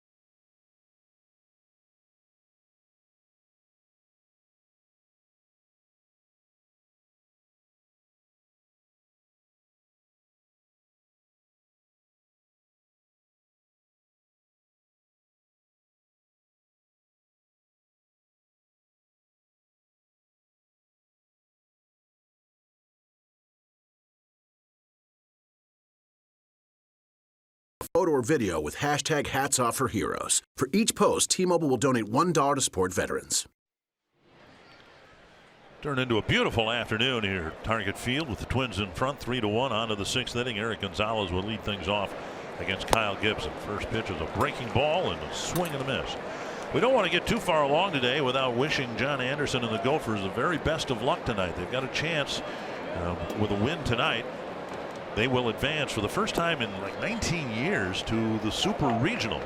John has had just a wonderful dynasty, I guess, that he's built at the University of Minnesota. So we'll be watching with interest, as will that man. He was at the game last night. Gophers beating UCLA off the end of the bat and backhanded kind of awkwardly by Morrison, but he made the play one away. Ball had a lot of spin on it, actually. He came in expecting it in front of him and kind of went to his right. On the subject of college baseball, I don't know how many fans know who Mike Martin is. He's a legendary college baseball coach at Florida State. He did something last night really unusual, and he's getting, I think, some well-founded criticism for it. He had his pitcher out there, Drew Parrish, through 8 innings, through 109 pitches. Had kind of abused him in his 2 prior starts anyway. Then they had a 2.5-hour rain delay, and then Florida State had to hit, and that took 9 minutes. So he sent Parrish back out there for the 9th inning.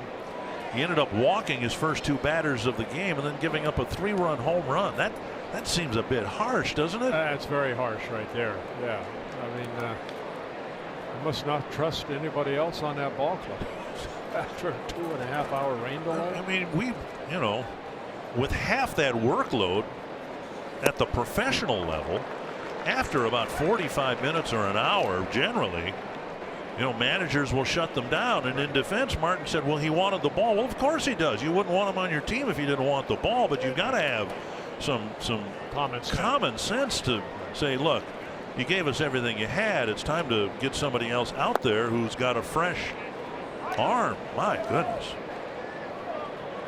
2-1 to Francisco Lindor.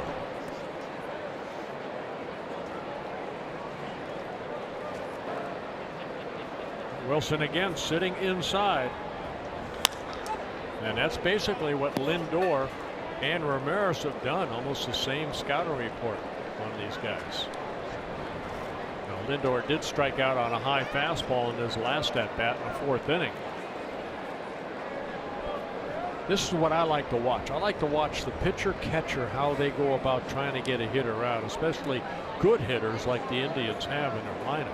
That's why I thought it was curious, Lance Lynn's answer to my question about switching leads. Here's the 2-2 to Lindor. Lifted foul on the line. Rosario got there, but the ball was 3 rows back. You know, Lynn's answer was, you know, it has his struggles earlier in the season had more to do with trying to get, you know, in symmetry with a new catching staff. Yeah, because, you know, he says, I'm a fastball pitcher, and they're probably calling breaking balls and stuff. And, you know, he had Yardier Molina. I assume that's who he was referring to. He had one catcher catch almost all of his starts in St. Louis. 2-2 to Lindor. That is a foul ball. And Morrison had him played perfectly. A wicked one hopper. And Morrison fielded the smash and fell into foul territory. Well, again, a pitch inside. This time Lindor opens up quickly. Well, yeah, it never did touch fair territory, so of course it was foul. And Morrison hugging that line because they are pitching Lindor inside. 2-2.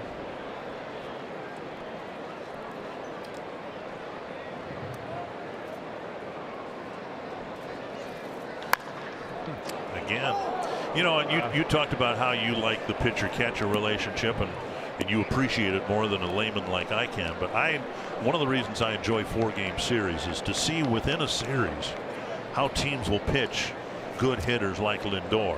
They pitched him out over the plate. That's where he likes it. And now, as you pointed out, they're focusing inside until he proves that he can do some damage against them inside.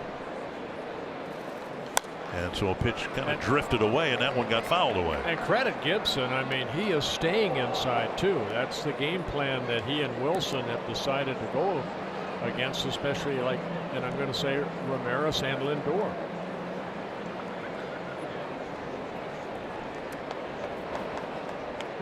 Two to Lindor again. Another long at bat for Lindor, fouling off pitches. And now pitch in the dirt. That's the slider right there.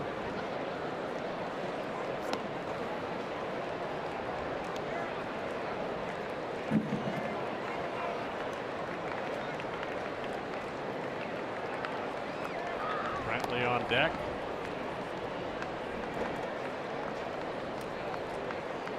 Three and two with one down here in the Cleveland sixth.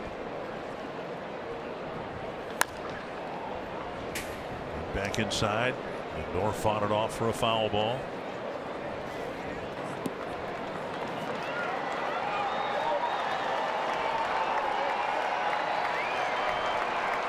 Pitch count climbing into the low 90s. Presley and Rogers getting loose.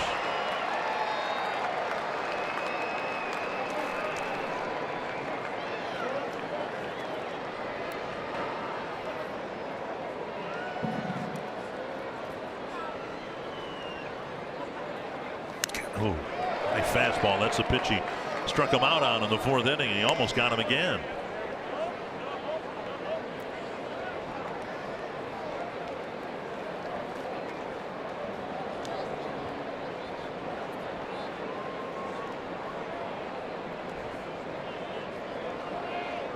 Sailed through the first 3 innings and a handful of pitches in each case.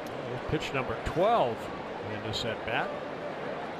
And he finally walked him. And we'll get Brantley to the plate as the tying run. You can watch every out-of-market regular season game live or on demand at home, in the office, or on the go with MLB.tv. Your subscription includes MLB At Bat Premium, allowing you to watch live baseball on your favorite supported devices. Blackout, other restrictions apply. Visit MLB.tv for details. Marvin Alston, the pitching coach, out to give, I think, Gibson a little breather here. First mound visit of any kind for the Twins. Gibson got a double play grounder last inning.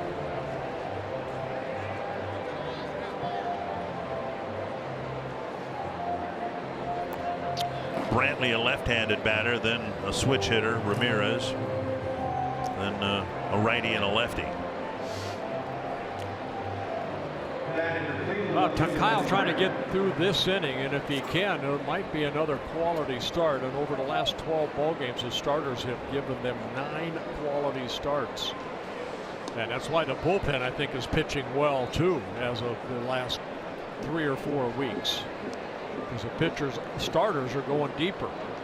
3 infielders on the right side of the infield for Brantley. Got a fly ball to center and a ground ball to Dozier in his first 2 at bats. Take that ground ball to Dozier here. Outside, ball 1.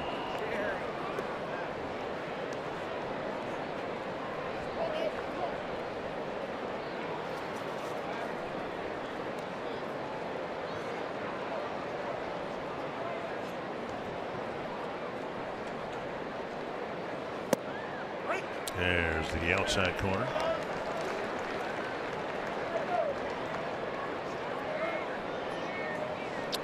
There's one of the mitts that you were talking about. Yeah.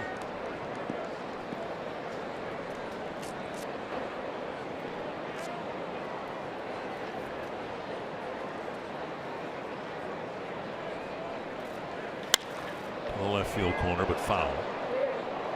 1-2.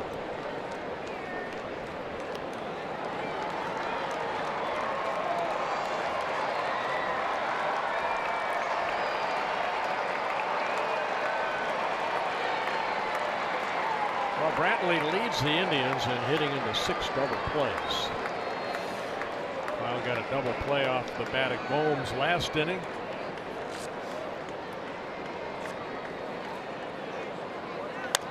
Slowly hit. They'll be lucky to get 1 here. Sano firing. Oh, what a play by Miguel Sano. Running to his right, throwing across his body in time to get Brantley. 2 away. That's impressive. He used those big hands to have to barehand this ball. And then on the run, off balance throw. Well, we saw Gonzalez make a good play earlier. But Sano, I think, topping it by making this great play. Wow. That's why, you know, all the talk about where Sano will end up, given his size and the potential move to first base. When the Twins ever do that, they'll almost all but waste a tremendous arm. And Kyle Gibson comes off the mound. Good job. Good job, and Kyle. he goes 5 2/3 innings.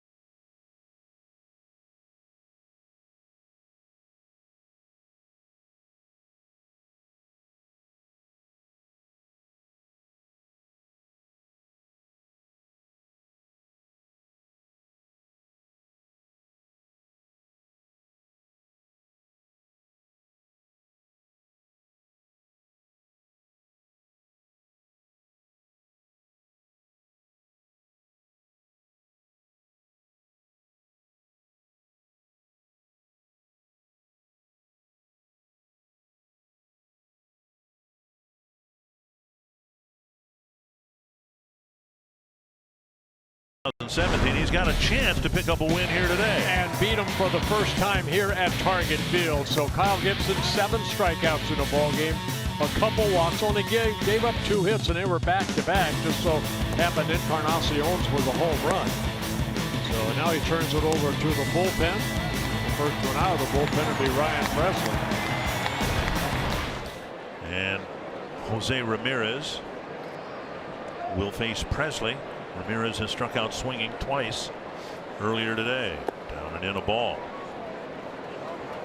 Ryan worked in yesterday's ball game. 1 shutout inning, making his 31st relief appearance.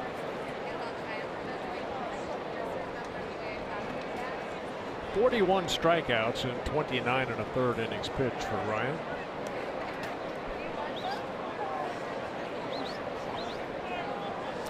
And he has been tougher this year against lefties, marginally, but better against lefties than righties this year. And he falls behind Ramirez 2-0.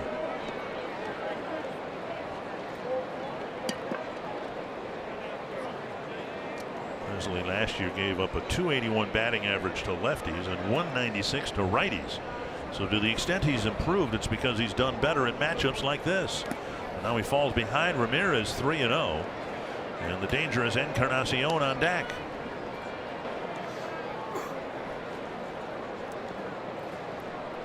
Ryan's walked 11 batters in 29 1/3 innings pitched. See if he can come back from 3-0. Ramirez, I'm sure, is green lighted here. Yep. And he missed and missed badly. 2 walks in the inning have given the Indians a threat here. With Encarnacion been swinging the bat really well in May, and now again in June he did it again at Target Field in the 5th. Well, Gibson didn't make many mistakes, so even that ball was down, but Encarnacion basically golfed that. A line drive home run hit a long way. Well, they run the Indians have put on the board. Indians have just 2 hits. They came consecutively. Encarnacion's leadoff home run in the 5th, and then Kipnis' single, both on Gibson changeups. There it goes on the first pitch. And into the 3rd deck. And the Indians take the lead.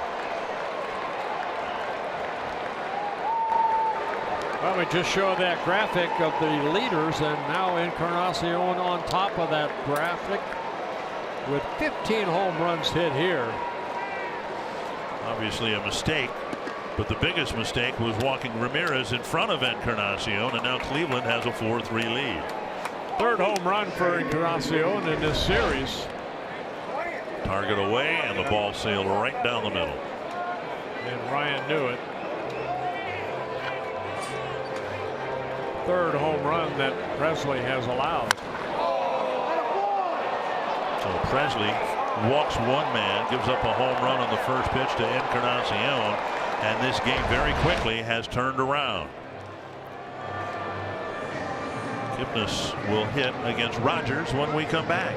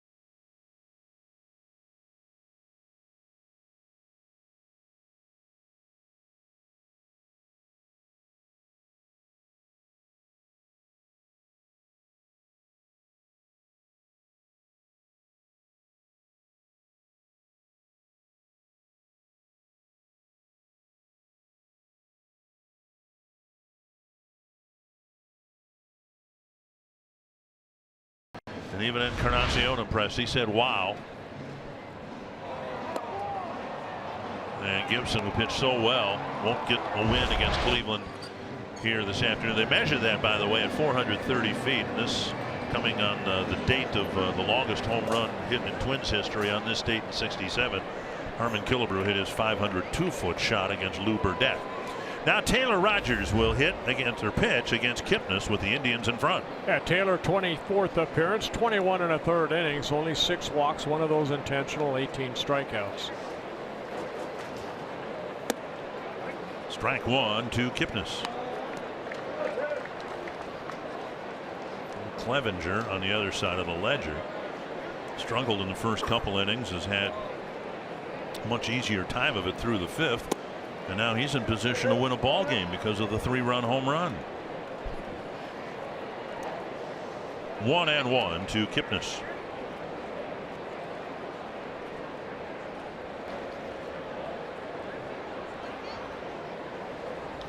Cracked foul. 1-2. Fan made a nice catch there.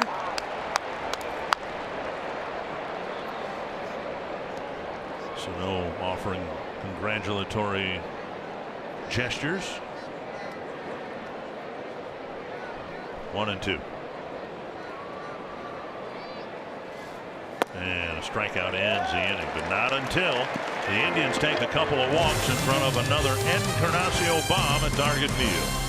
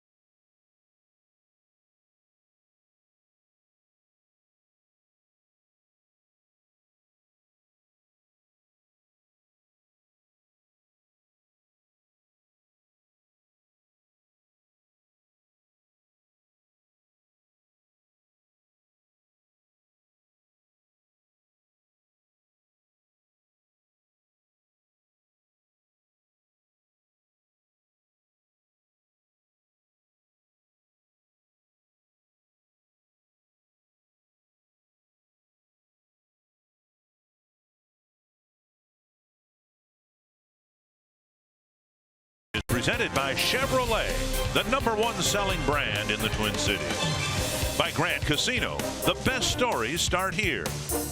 And by Wisconsin Dells, the water park capital of the world. Indians are going to run Encarnacion out at first base more often. Did about 900 feet worth of home runs here today, I think. I can see only 3 hits for the Indians, but 2 of them off his bat, and he's knocked in all 4 runs so far. Home run in the 5th, and then the 3-run home run we just witnessed. Since the Twins scored their 3rd run in the 2nd inning, all they've done against Clevenger is Lamar's bunt single. And Kepler with a swing and a foul, 1 strike. He's retired the last 6 Twins since that bunt single. Kepler, Grossman, and Lamar here in the Twins' 6th. Trying to get Clevenger into the stretch. Way outside, 1-1. Have some baseball history made here today with Michael Wacha taking a no-hitter into the 8th inning for the Cardinals. Looked like Gibson was going to be in position to maybe make some history. I remember his opening start in Baltimore. He pitched a no-hitter for 6 innings, and then because of 102 pitches was taken out. 2-1 to Max Kepler. On the ground, weakly to Kipnis. 1 down. And this is what I think we've seen now. The Twins hitters after the 2nd inning are a little bit more in pull mode. That was an off-speed pitch. And Clevenger got a weak ground ball. Here is Grossman. Grossman walked and scored in the 2nd. And then he hit one. A little squibber, and the Cleveland third baseman. Gonzalez made the same play we saw Sano make in the top half of this inning. Right. Swing and a miss, 1 strike. That's one we showed you back where Encarnacion, the throw was on the foul side, and he made a nice play. Kept his foot on the bag. Another swing and a miss at a high fastball. Clevenger maintaining the speed as far as 94, 95 an hour fastball. McAllister getting loose and almost to the backstop.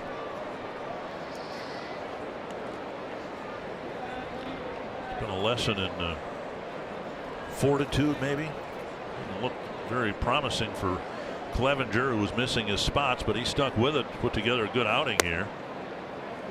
And now just missing, it's 2-2 to Grossman. Grossman had to work for a walk leading off the second.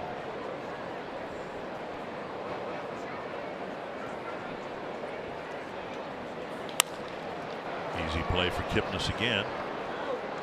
2 down. And they'll bring up Lamar. Looking for a convenient ticket package that fits the demands of your busy schedule? The Flex Plan gives you a bank of 20 tickets to use during the season any way you'd like. Go to 10 games with a friend, 20 by yourself, 5 with 3 of your friends. The Flex Plan gives you the flexibility to choose only the games you wish to attend all the way up until the first pitch. Learn more at twinsbaseball.com/flex. Here is Lamar.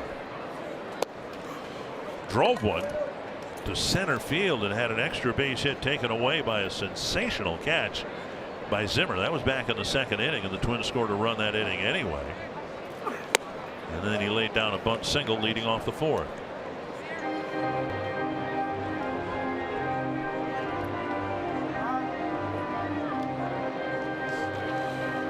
Twins would like Lamar to get on base here just to extend Clevenger to the point where he might be done after this inning.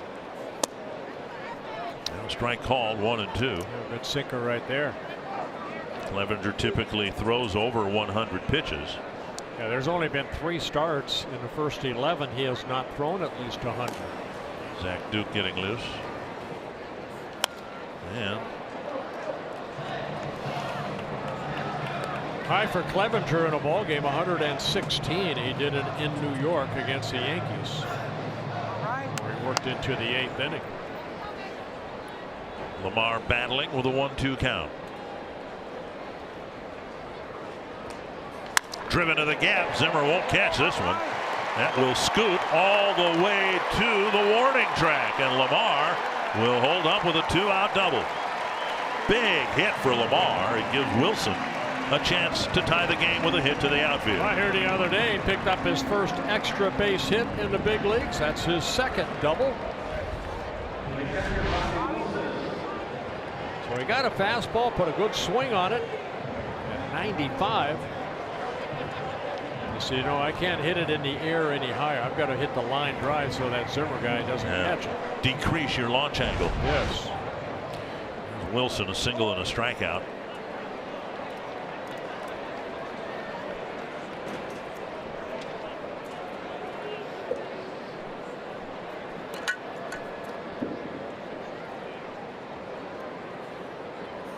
Out in front of the breaking ball. It's been an interesting couple of weeks for Wilson since his call-up. He has 7 hits and 7 runs batted in. And if he gets a hit to the outfield here, he can keep that ratio going. 4 doubles in those 7 hits. Yeah, home run. Foul back, 0-2. He struck out on a big breaking ball in his last at-bat in the 4th. Clevenger the first couple, 44 total pitches, but then he'll settle down nicely. Now the double by Lamar at least has brought Clevenger's pitch count over 100 here in the 6th. And time call. So Terry Francona might be asked about the decision, whatever the decision is, sending Clevenger out there maybe for the 7th inning or the start of it, or taking him out and handing the game to a beleaguered bullpen. Huge lead at second for Lamar. Pope high to left center field. Either Brantley or Zimmer can catch it, and it's Zimmer to end the inning. Heading to the 7th, the Indians up a run.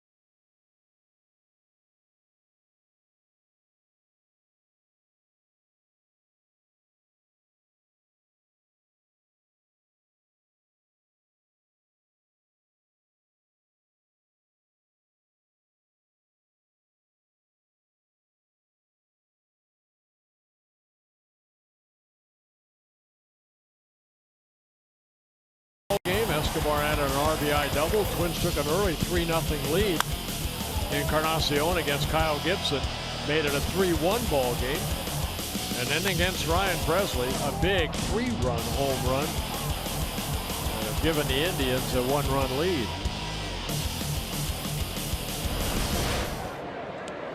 And Taylor Rogers will start the 7th, facing Yan Gomes, Greg Allen, and Bradley Zimmer.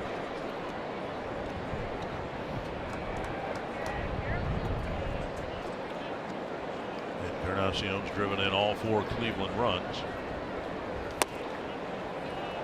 A pair of tape measure home runs. Gomes, Allen, and Zimmer. Gomes is 0 for 2. Allen's 0 for 1. Zimmer's 0 for 2 on the day. And now 2-0.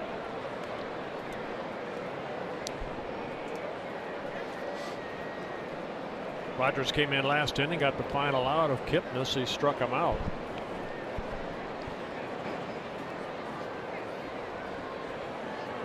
Swing and a miss, 2-1. Yeah, nobody warming up in a bullpen, so they're hoping that Taylor can get through this inning. Duke was warming up, and that might have been in the event the Twins took the lead or tied it up. Situation in the game might have changed, allowing or enabling Duke to come into the game.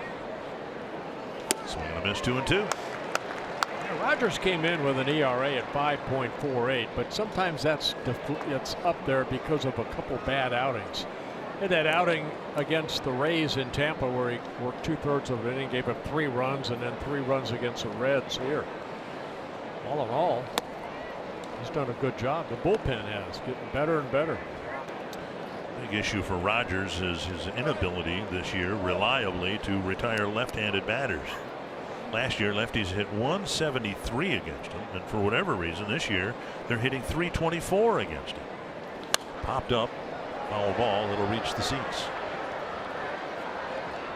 His curveball is a big key, you know, and sometimes he leaves that breaking ball up. Count, sometimes you fall behind, you have to come in with a fastball when you're 2-1, 3-1. He's throwing Gomes all fastballs here. Hit well to left. Rosario is back now on the warning track at the wall. That hits the top of the wall and comes back onto the field. We believe it is a double, nearly a home run, with Rosario trying to time his leap. Unable to make the catch. It's a double for Gomes leading off the 7th inning. The Indians, of course, will have a look at it here to see where that ball hit. Well, again here, you know, with the padding and then a little bit of a cement right on top of that padding. Don't know if it hit right on top of the padding. There isn't much cement that is exposed. It looked like it hit right on top of the wall above the padding and came back. Now they are going to, will I think, be able to see right here. Yeah. Yep. That never. And Rosario, as disappointed as he was, he didn't catch it. He's just as lucky it didn't hit his glove and go back over the fence. So we think this double will stand because it hit. There's no more than a half-inch of exposed concrete above the padding there. Right.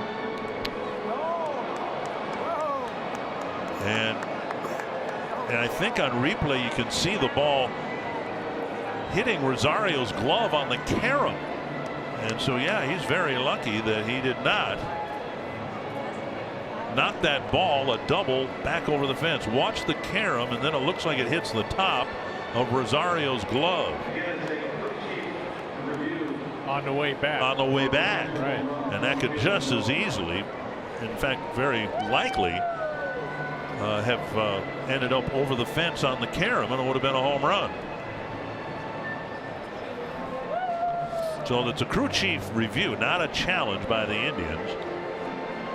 And I think they'll rule that Gomes has a leadoff double in the 7th. Taking it off, they have decided. And 2 bases. 2 fingers held up by Jerry Lane. So the proper call made by third base umpire Vic Carapazza. Gomes with his 7th double of the year. But you can look at that. It hit the edge of the concrete, and how does that not bounce over the fence? And instead it caught the edge and came back, brushing, I think, Rosario's glove and coming back onto the field of play. Here's Greg Allen with a runner at second and nobody out. And Morrison crashing, and the bunt attempt is dribbled back to the backstop. Yeah, Rogers right there. The play is on Sano State back. He has to go over toward third base and guard that ball in case Allen hits it down that third baseline. And Morrison crashing as a left-handed thrower. He's got a much easier play at third base if he decides to make that play. And that is a fair ball. And now they throw to second and get the runner at second base. What a throw by Bobby Wilson. That ball lay dead in the batter's box, but in fair territory. And Wilson played that perfectly. He made a strong throw to Escobar. My goodness. It didn't look that Gomes, he didn't know which way to go. He didn't know if Wilson throws to first, he probably heads to third. And you see Gomes right there. And then a great throw right there on the shortstop side. And Escobar, the quick tag. And Gomes unable to get back to the bag. So heads up play by Bobby Wilson. Good strong throw. And now that only matters if Rogers is able to hold Allen on first base.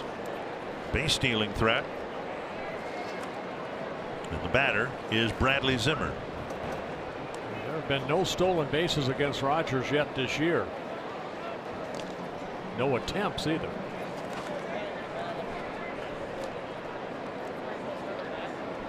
So a really good play by Bobby Wilson, trapping Gomes off second base. Now the challenge is to keep Allen at first. On the outside corner. Zimmer runs so well, you wouldn't think he'd be a likely candidate to hit into a double play. The Indians have speed at first and in the batter's box.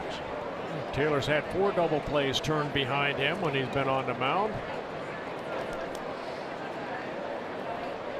But this one would have to be a quick one. Foul back 1-1.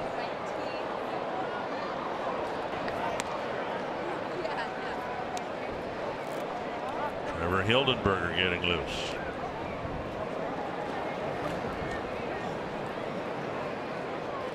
Eric Gonzalez, right-handed batter on deck.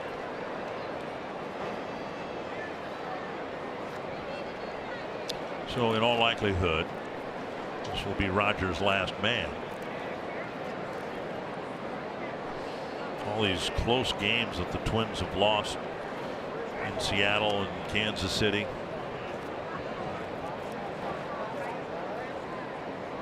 Swing and miss. Nasty breaking ball there. So many of them, most of them, I'd venture to say. Twins are 3-12 in one-run games. And they're going to leave him in to face Gonzalez, 2 away. But it all comes down to plays being made in the late innings. Replay brought to you by Carrier. Good hard breaking ball there by Rogers. Picks up his second strikeout. And maybe if the Twins win this game, the play that Wilson just made will be one of those plays in the late innings that made the difference between a victory and defeat. Strike on the outside corner.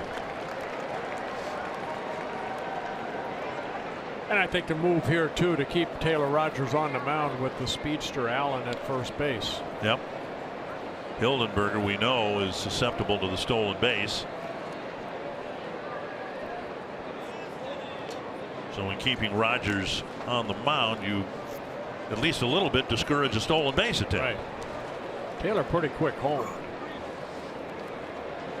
Not much difference between his move to first and home other than just picking up that right knee and releasing the ball quickly. Ground ball to second. Dozier has plenty of time, flips to first, and the Indians get a leadoff double that missed a home run by being a home run by a quarter of an inch, and they don't score in the 7th inning. It's a one-run game. A gorgeous Sunday afternoon here at Target Field. It is our privilege to bring you God Bless America. And welcome 2018 Twins audition winner Marianne Malik from Woodbury. She's going to lead us in the singing of God Bless America. God bless America, land that I love. Stand beside her and guide her through the night with a light from above. From the mountains to the prairies to the ocean, white with foam. God bless America, my home sweet home. God bless America, my home sweet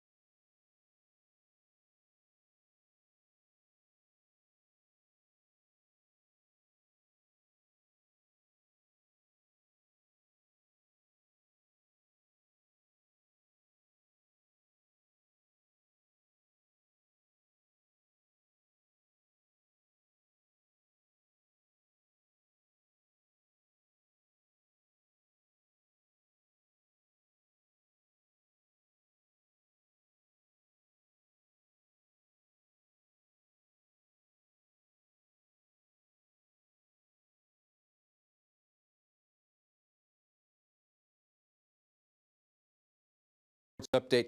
On this date, 51 years ago, Harmon Killebrew became the first player to hit a ball into the second deck in left at Met Stadium. The ball cracked the seat in the 6th row, 522 feet from home plate. Longest home run hit in Minnesota Twins history. And Harmon would tell the story. The very next day, he hit a ball even harder, more of a line drive that hit the facing of the second deck at Met Stadium. The only other one that I saw when I was there, I did not see Harmon's, but Bobby Darwin. Yep, that was the only other one hit up there. Yep. Here's Brian Dozier leading off the home half of the 7th, and he takes ball 1. And Clevenger back out there, 104 pitches now.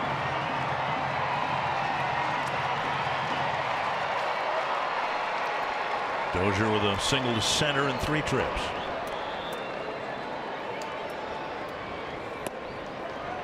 Two and 0.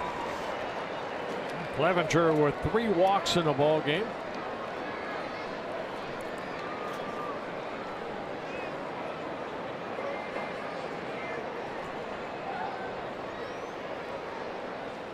A high fly to left field. Deep to left field. Tie game.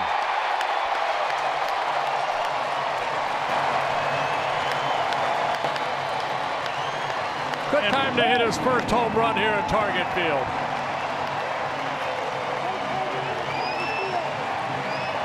Number 9 on the year and the first home run hit in his home ballpark.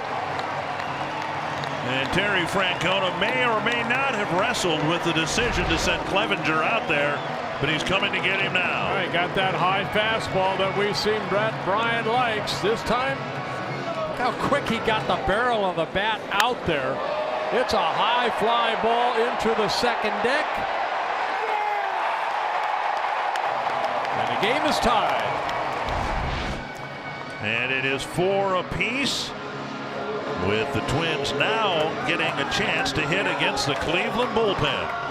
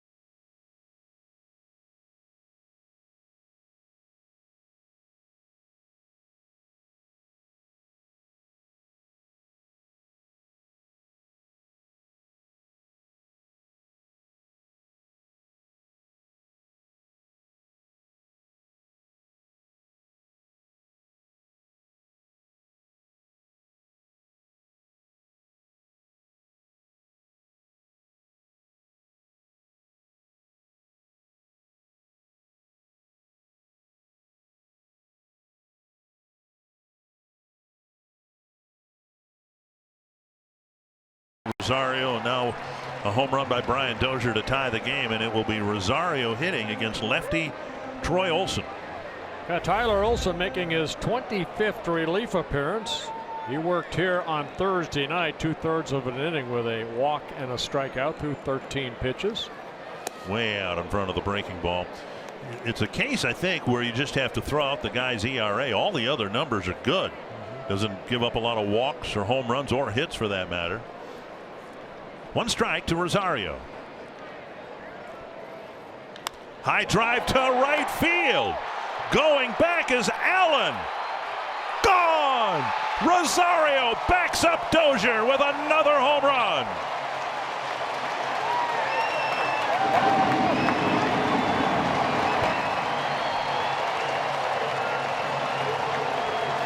Home run number 12 on the year. Rosario puts the Twins ahead. What a dramatic pair of at-bats hits on a breaking ball that was 6 inches inside.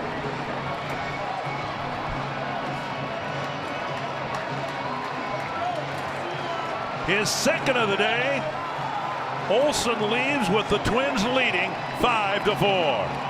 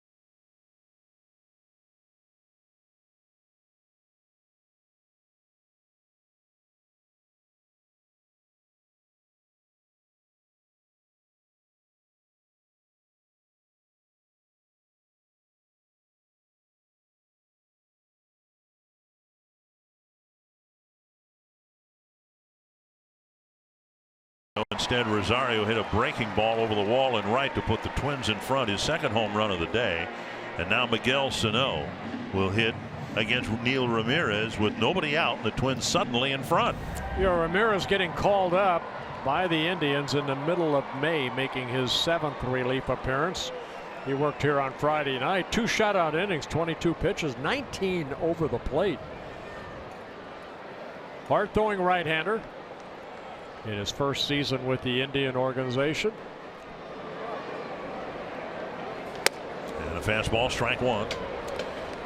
Bid for history made in St. Louis, but Michael Wacha had his no-hit bid broken up in the 9th. We'll show you what happened later. 1 strike to Miguel Sano. Fouled away, 2 strikes.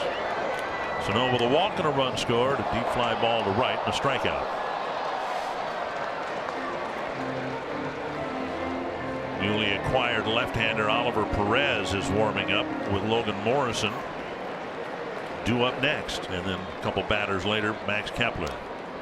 Yeah, Ramirez with a very good curveball.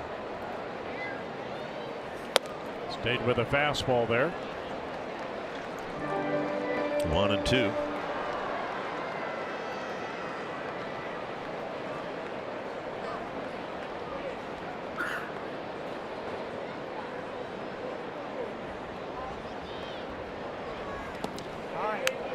Breaking ball in the dirt, 2-2. Ramirez, 29 years old, first pitched in the big leagues with the Cubs, Brewers, a little bit here in 2016, 8 relief appearances. Last year with the Giants and the Mets. There's the curveball. Sano strikes out, first out of the inning. And here comes Terry Francona for another mid-inning pitching change. These are the things, and he's been the master at it. It's one of the reasons the Indians have been good, but these are the things that make the game drag, mid-inning pitching changes. And if they ever limit them like they do mound visits, this game, the pace of the game, would pick up dramatically. This is our 3rd pitching change of this inning.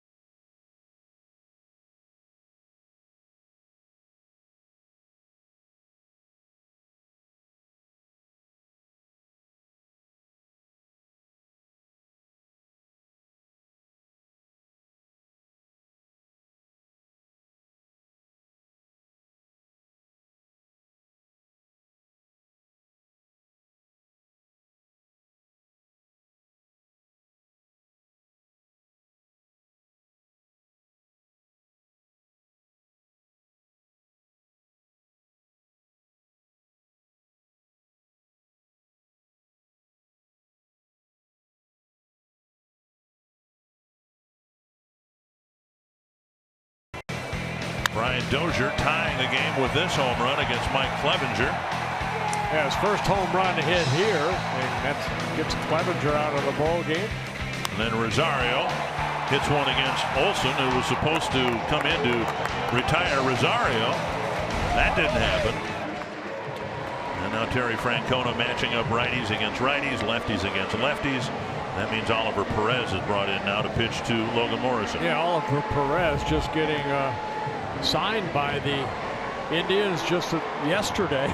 He was in yesterday's ball game, threw 18 pitches. Those are his numbers. A lot of starts for Perez when he first came up to the big leagues back in 2002 with the Padres, but now strictly a reliever. Outside ball, 1 to Morrison. Perez giving that sidearm type of delivery, sweeping breaking ball, fastball, and a changeup. 36-year-old lefty. Fastball on the outside corner, 1-1. Perez worked an inning and a third in yesterday's ball game. Did give up a hit. He struck out 3. 18 pitches, 13 for strikes.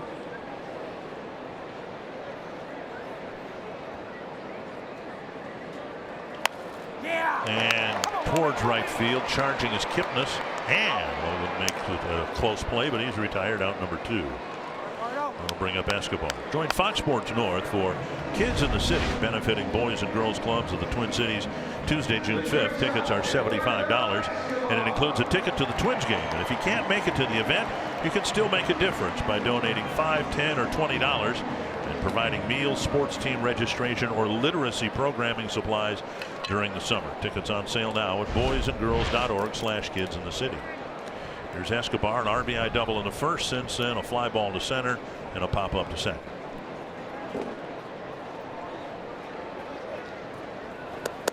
Fastball taken for a strike.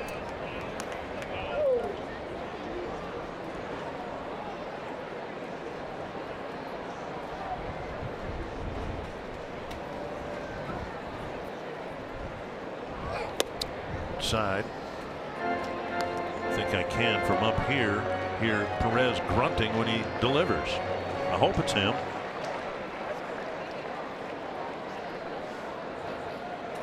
Roland Ryan used to do that.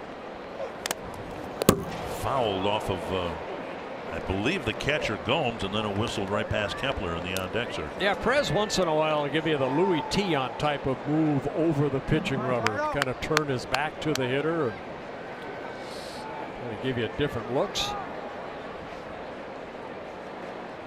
Perez out of Mexico, originally signed by the Padres back in 1999. Hesitating, and another grunt, and another foul. That's not you, is it? That is coming from the field. Might be me, I don't know. I haven't eaten in a while. Hildenberger finishing up some warm-up tosses. Oh, I beg your pardon, it's Addison Reed. I thought it was Hildenberger there a moment ago when I looked out there, but now it's Addison Reed. 1-2 to Escobar. And let's listen to the grunt again. Oh. He doesn't grunt on the breaking ball. He doesn't. Oh, yeah. When he grunts, he's tipping his pitches. Oh, he showed you the innings for and the appearances. Almost 1,400 innings for Perez. There's the grunt and the fastball fouled back. As long as he's been around, if he can grunt or not, throw 94 miles per hour and throw strikes, he's probably going to stick in this Cleveland bullpen. He was in the Yankee organization. He was granted his release a couple days ago and then signed with the Indians.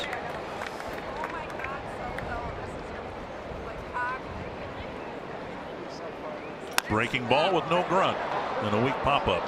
I think we've got him figured out. Zimmer with the catch. The inning started with a Dozier home run. Then Rosario hit one. And just like that, the Twins are back in front.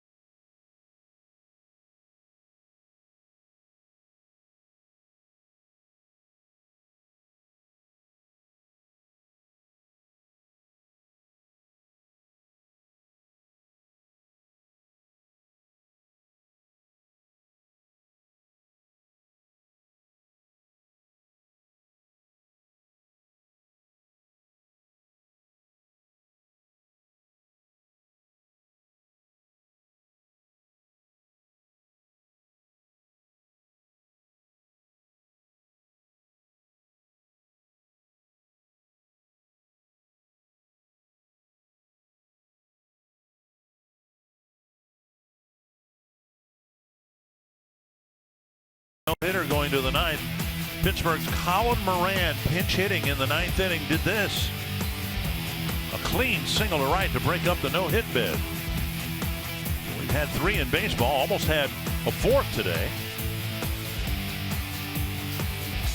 And more importantly, the Twins, about the time the no-hitter was broken up, hit a pair of solo home runs. Brian Dozier hitting his first target field home run of the year to make it 4-4. And then Eddie Rosario hit his second of the day. And out there to protect a 1-run lead here in the 8th inning is Addison Reed. Addison Reed making his 28th relief appearance.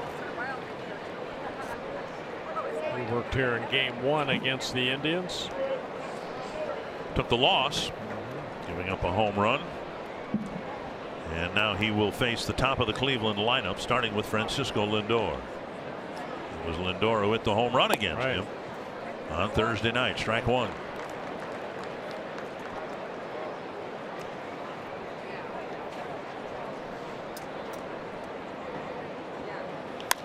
To center, but Lamar cuts in front of Rosario to make the catch. 1 away. And that'll bring up Brantley. Brantley's 0 for 3. He's hitless in the series. 0 for 13 for Brantley, again, who came into town here in Minnesota with a 19-game hitting streak. Should mention that the Cardinals finish off the win over Pittsburgh 5-0, even though Waka did not get his no-hitter.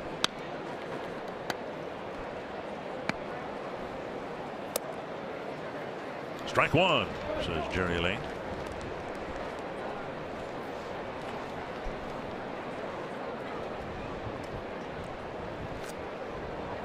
Presumably Reed will get the 8th and Rodney will get the 9th. 1-1. And the Twins have an off day and they'll need a rested bullpen in all likelihood for the doubleheader Tuesday. It's a standard doubleheader, meaning the first game will start at 3 and the second game will start about 30 minutes after the conclusion of the first game. This ball is hit hard and we're tied. A home run to right for Brantley, and it's 5 apiece. Second home run that Reed has given up in the late innings of this series. Yeah, and the 5th on the year for Addison Reed. So Brantley ties the game with his 10th home run of the year. So all the runs for the Indians scoring via the home run.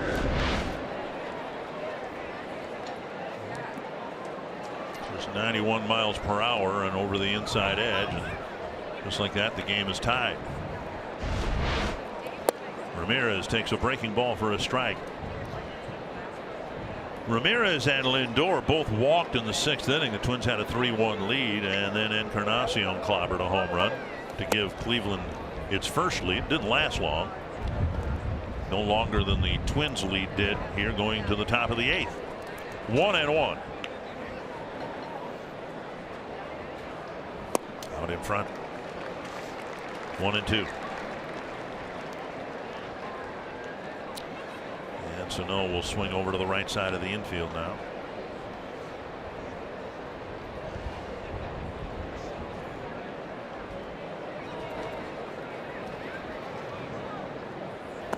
In case you're wondering why Sano, why would he swing over? Why wouldn't Escobar go over and then leave Sano on the left side?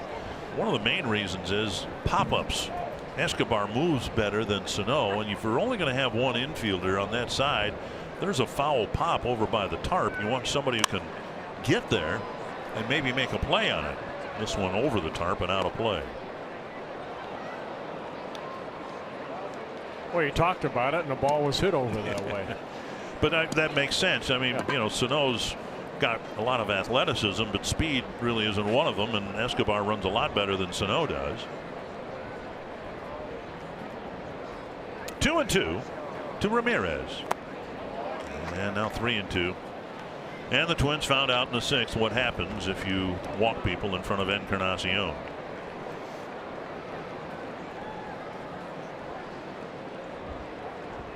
And Reed walked him.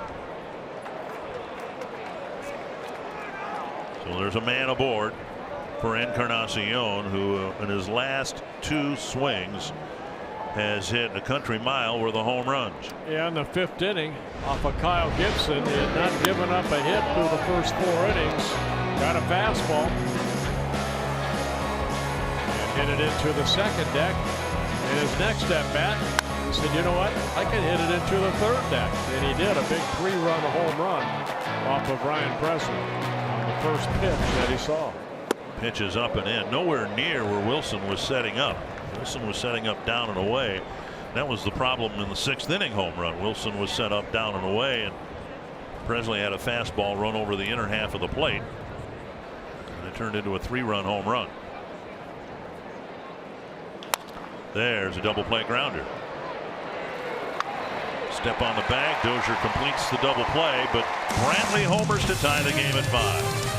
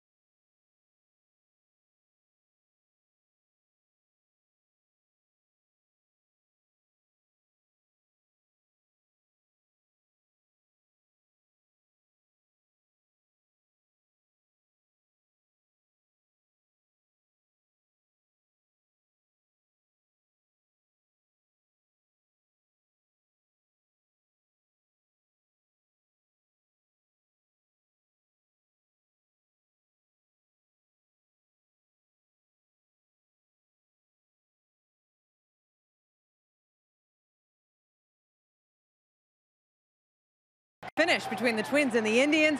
Whenever it happens, we'll break it all down for you with Twins Live presented by CenturyLink. Coming up, we'll look at Eddie Rosario, how he's hitting pitches not only inside the zone, but outside the zone as well. Brian Dozier connecting on his first Target Field home run this season. We'll also hear from Paul Molitor. And we ask you to go to our Facebook page, too, at the end of each game for our Twins Final Pitch, presented by Prism Research. That's where we will recap this game and preview the upcoming series against the White Sox. So that's on our Facebook page after the game. Dick and Bert. 1 strike to Max Kepler, leading off the Twins' 8th, facing Oliver Perez, and there's a pitch down and away, 1-1. Kepler, Grossman, and Lamar here in the 8th inning in a tie game now.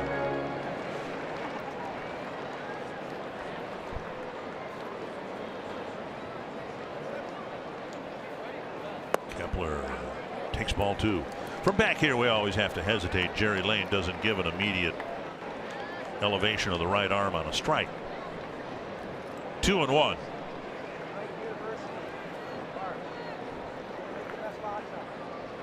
A high fly to center, and Zimmer shielding his eyes and makes the catch with Allen in the vicinity. 1 away.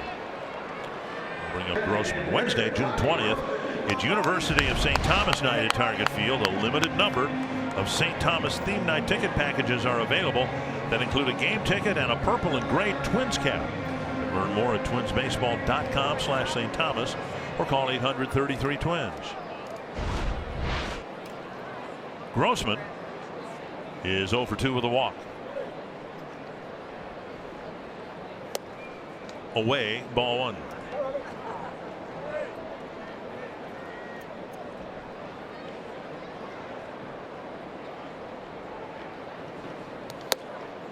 Two and 0.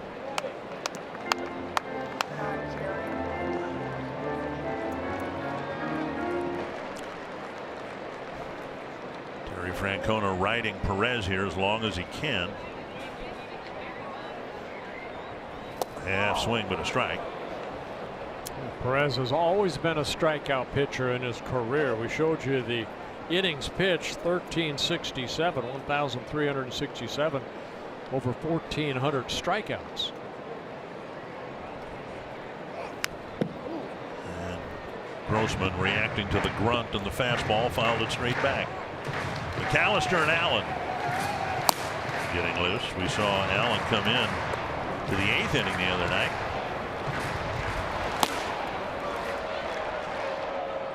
Two and two to Grossman.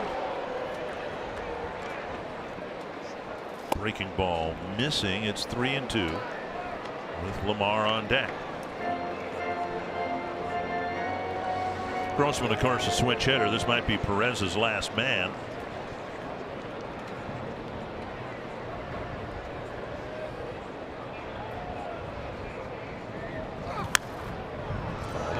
There's a grunt again on his fastball. So it'd be easy, wouldn't it, if you could just listen for the grunt and then know that a fastball is coming. What if he grunts after he releases the ball? I think he does. Then I think you're in trouble. 3-2.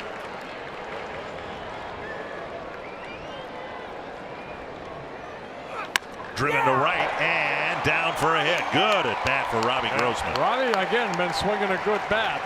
He heard the grunt, looked for the fastball, and hit it to right. And we'll see if the Indians make a move with Ryan Lamar coming to the plate. They're going to run Adrianza for Robbie Grossman. So, and here comes Terry Francona to make a pitching change. See all the different assortment of pitches that Perez features, and then not a bad pitch, fastball down, but Grossman gets a base hit, his first, and he's pinch run for it. And it'll be McAllister coming in to face Lamar, and one away in the 8th.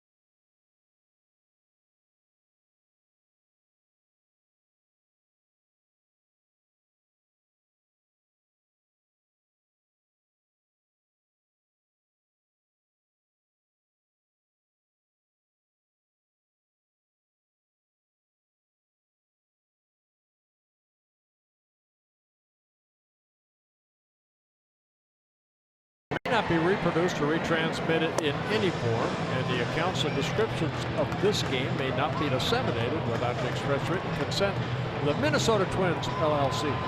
Just a quick note about the pinch runner. I got a well-intended letter from a Twins fan here at the ballpark the other day admonishing me for mispronouncing Adrianza's name. And it's our job to announce the names properly. And so we check, and well, yeah, how did I not get it? Jeez. McAllister will pitch. Anyway, so I triple check with A-Ray, and the correct pronunciation of his last name is Adrianza. So it turns out I got that one right all along. Here is Ryan Lamar.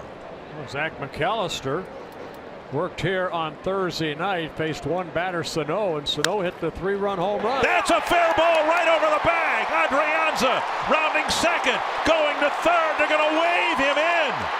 Here's the throw from Lindor, and he's out by plenty. Adrianza from first, the pinch runner thrown out on another extra base hit by Ryan Lamar. That ball hugged the line right there. Gonzalez at third could not get it. You're thinking, okay, it's an extra base hit. And the ball right there. See, Adrianza slowed down a little bit right there, tripped over the bag. Did that slow him down enough to get tagged out? But a great relay by Brantley, and then Lindor's strike to Gomes. So that was well executed by Brantley and Lindor. It looked like Adrianza almost kicked the ball out of Gomes' glove. Here's Bobby Wilson. Swing and a foul, and that got a piece of the home plate umpire, Jerry Lane. Well, we've seen some tremendous defense in this game. Sano made a great play, and Zimmer with that great catch in center, and now a perfectly executed relay from the left fielder to Lindor to the catcher, and yes, Encarnacion with some nice footwork at first earlier as well. Fouled back, and it is 0-2 to Wilson. Yeah, if you keep the score at home, Ryan Lamar gets his second double of the ball game. Play going 7-6-2 to play at home. Lamar could very easily have had a 4-hit game. It was his drive to center that was speared by Zimmer. A full-length dive retreating to the gap in left center. 2 strikes to Wilson. Go ahead runs at third.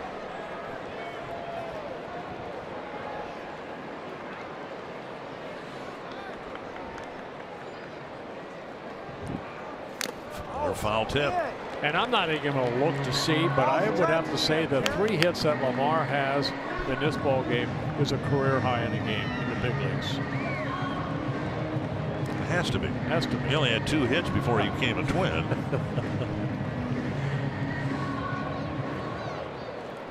But the Indians execute and cut down the go-ahead run at the plate, and now Wilson trying to bleed one into the outfield to put the Twins back in front. And McAllister with a good fastball, hard curveball.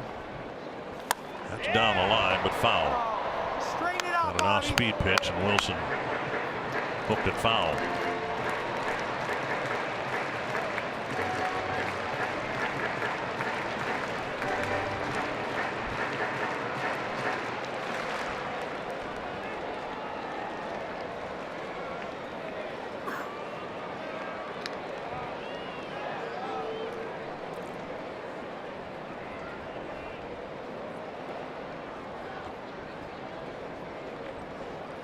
Two strikes to the Twins catcher.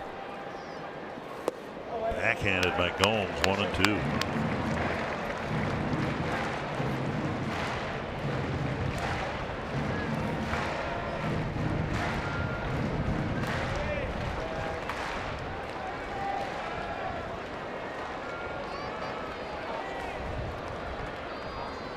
One and two to Bobby Wilson.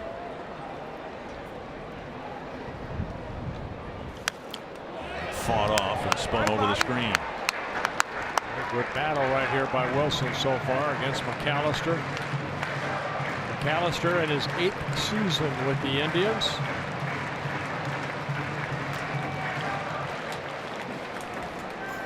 Rodney will probably get the 9th regardless of whether the Twins take the lead or not. Wilson trying to put the Twins in front.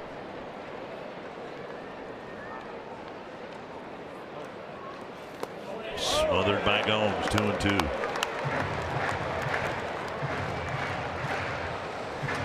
Call for a breaking ball in the dirt. You'd better block it, and that's what Gomes did. McAllister has 1 wild pitch on the year.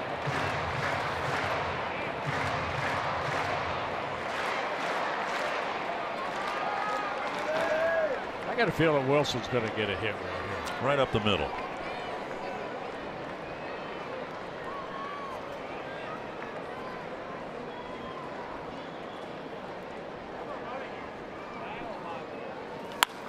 Sharply hit on 1 hop to Kipnis. The Twins get a couple of hits, but it's a tie game as we go to the 9th.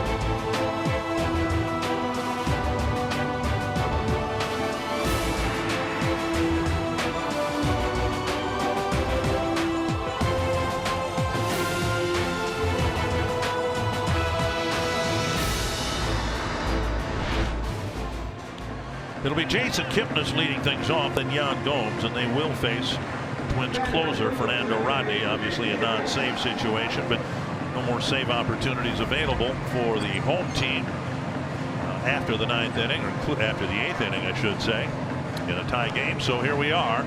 Rodney coming in for the 21st time. Yeah, Rodney, 19 innings, 17 hits allowed, 7 walks, 18 strikeouts. We'll face Kipnis, Gomes, and Allen.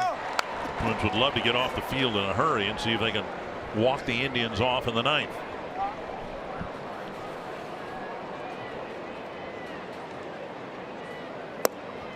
Strike one on the changeup.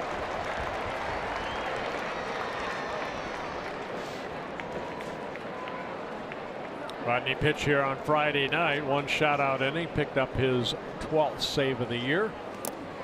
Gets away from Wilson 1-1. That ball game, the Twins won 7-4. Got the save on the lone win in Kansas City, and he got the save because of the predicament he inherited in the 8th inning, and then he pitched a good 9th inning, good enough anyway to finish off the ball game. 1-1, and Kipnis pokes it foul. 1-2.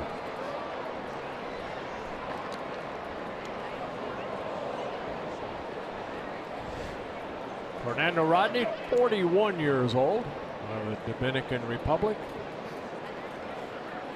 This is his 16th season in the major leagues.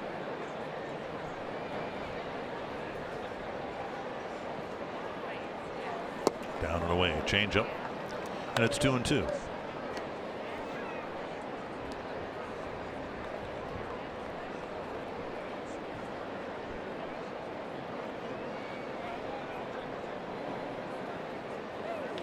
Back up the middle, nobody there. Backhanded by Sano, and Kipnis will beat it out.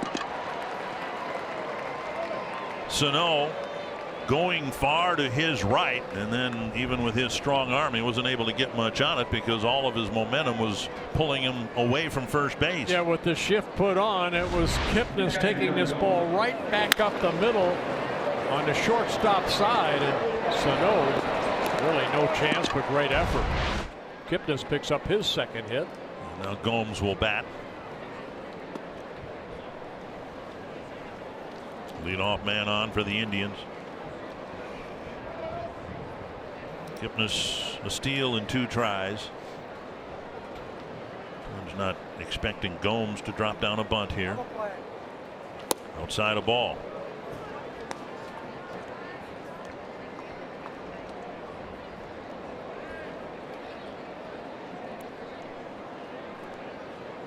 Got a couple of ground ball double plays earlier in the game, 1 in the 5th and 1 last inning. Fouled away, 1-1.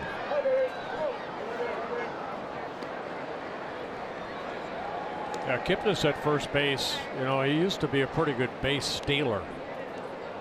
Slowed down a little bit. 122 stolen bases in his career. Has been caught only 31 times.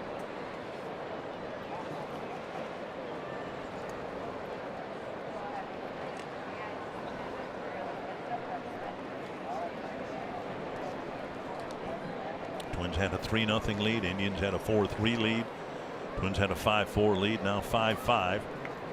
Good percentage right there by Kipnis. Up, and it's 2-1.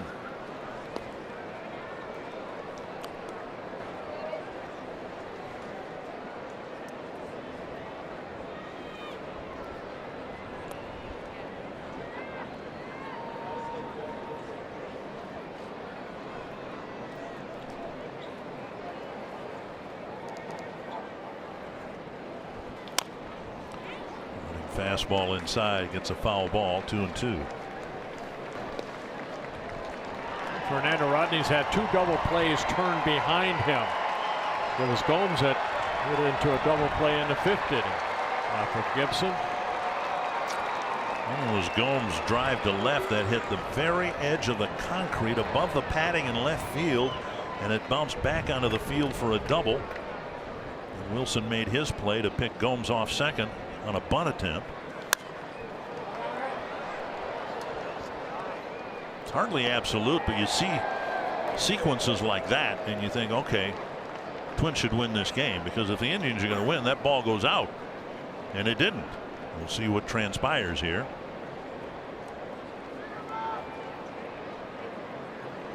2-2 to Yan Gomes. Runner goes, driven to center field and hit well. Lamar back, and he makes the catch, showing off great speed and a great first step. That ball looked like it was headed for the gap. One down. Made it look easy. He was playing the batter, Gomes, a little more into right center. Yeah, you know, it's always fun to come to a ballpark if you're a baseball fan to watch outfielders, especially guys like Lamar. Talk about Buxton. Their speed in center field. We saw Zimmer make a great catch earlier in the ball game. The cat-like instincts that outfielders, especially center fielders, have. Now Greg Allen.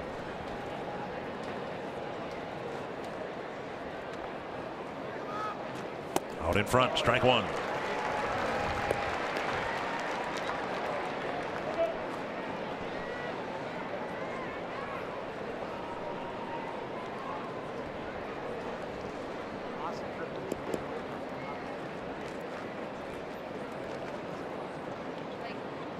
Kipnis was going on the pitch that Gomes hit to Lamar. Yeah, I think Kipnis, he's at that stage now that if you don't pay attention to him, he'll take that walking lead and then take off.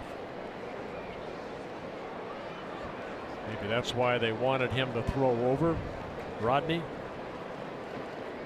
Run in, a runner goes. Wilson's throw right on the bag, but the ball dropped by Escobar, and he may be hurt. Escobar tried to make the catch, and at the point of contact with his glove, it looked like that's when Kipnis ran into the glove, or slid into the glove. It looked like maybe the helmet right there knocked the ball loose. So Kipnis with only his second stolen base of the season. So Wilson's throw on the second base side. Yep. And the ball was out even before contact. So Escobar didn't hang on to the throw, and it'll go as a stolen base, and the count is 2 strikes now to Allen with Zimmer on deck. Tap foul. Another strong throw by Bobby Wilson. Yeah, Kipnis got a pretty good jump right there.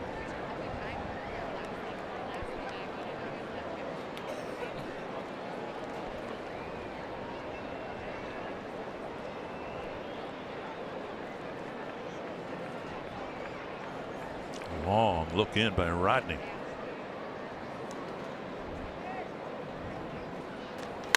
And a liner to Escobar, 2 down. A couple of well hit balls here. Kipnis's base hit, the only hit of the inning, and that's been the softest hit ball of the inning.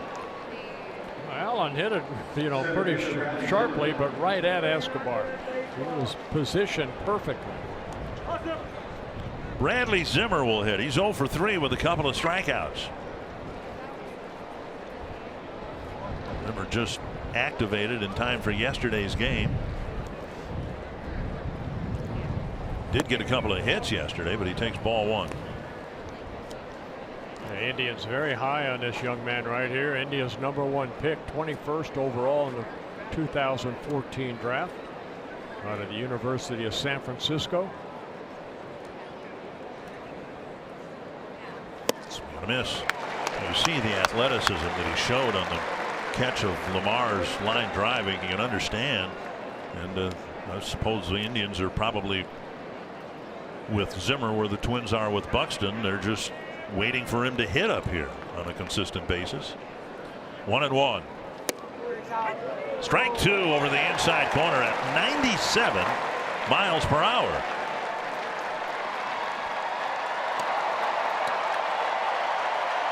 You'd think a well-placed changeup here, and Zimmer might screw himself into the ground. 97 inside on the corner.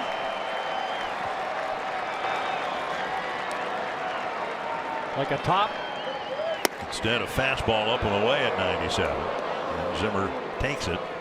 2-2.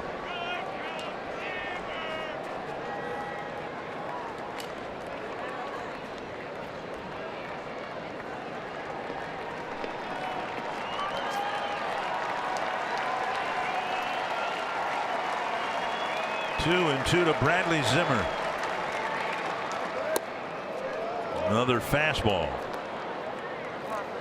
Zimmer is up there thinking, look, he's thrown 3 straight 97-mile-per-hour fastballs to me. Now on 3-2, I got to get a fastball, don't I? Gonzalez on deck.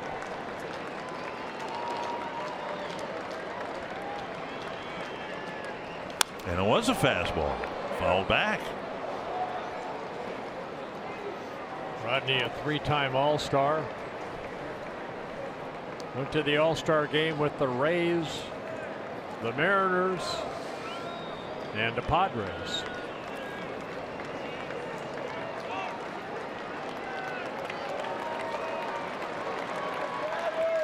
Another 3-2 to Bradley Zimmer. The changeup got him. Wow. That put an end to that. Kipnis left at second. Twins have experienced the misery of walk-off ball games. Now they got a chance to experience the joy.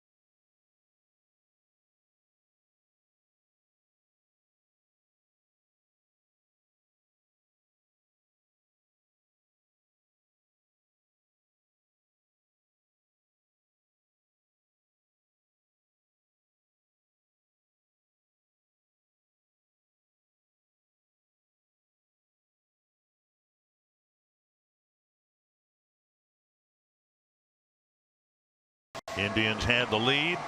Same guys were due up, and both Dozier and Rosario went deep. Yeah, with Twins down a run, it was Brian Dozier who tied the game. And that off of Clevenger, he left the ball game. The next out was Tyler Olson, and Rosario gave the Twins a lead at that time. Back-to-back home runs for the Twins. And it's the closer for the Indians, Cody Allen, with Terry Francona trying to win this game in 10 innings here. Allen making his 25th relief appearance, 25 innings pitched. He's walked 9 with 1 intentional walk and 25 strikeouts. Allen in his 7th season with the Indians, their closer. In other years, if he hadn't already been used, this would have been where Brian Shaw would have pitched, but this is showing some confidence in Allen, to be sure, but it's also showing a lack of confidence in Otero, Marshall, and Tomlin, the only remaining relievers. Dozier takes outside, ball 1. And if it was Shaw, we would have said this is Shaw for the 4th time in this 4th-game series. Very likely. Decent numbers against Allen over the years.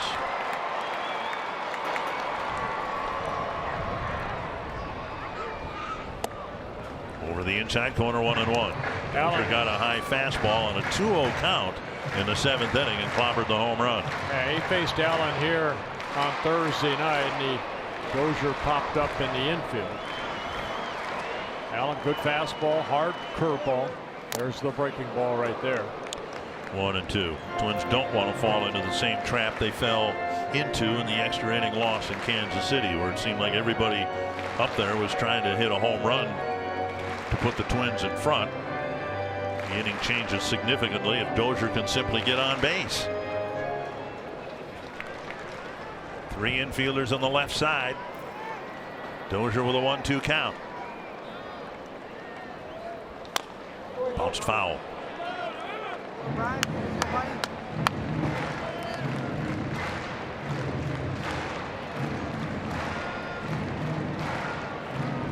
Lamar with a great night, great day at the plate and in the field.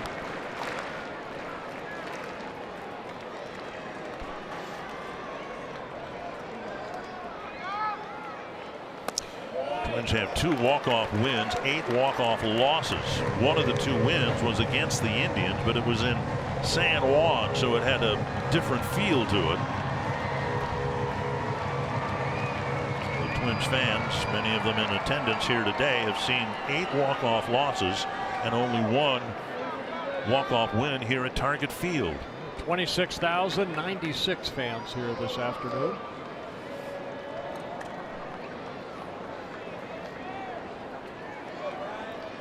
Two and 2. Allen to Dozier.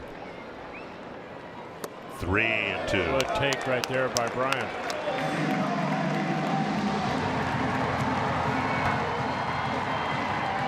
Allen has allowed 2 home runs on the year.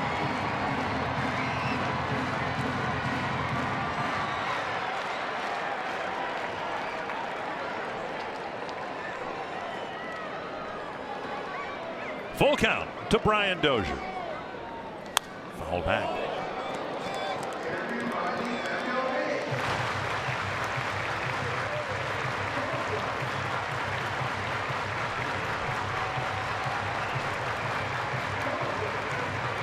Max Kepler and Ryan Lamar are the Twins players who have delivered the walk-off hits this year. Another 3-2 to Dozier.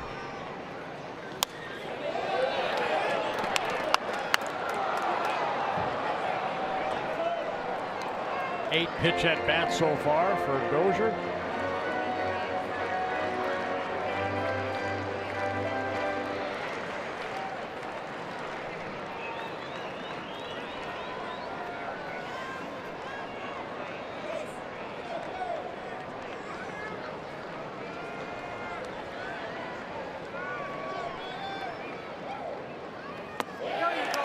Ball 4, a very close pitch and a heck of a walk taken by Dozier.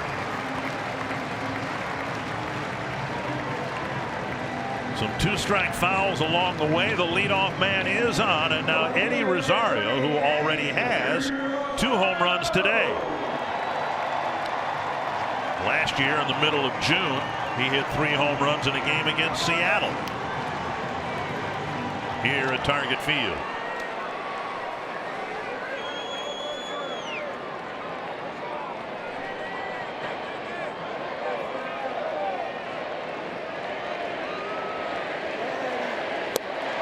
The champ, Eddie starting.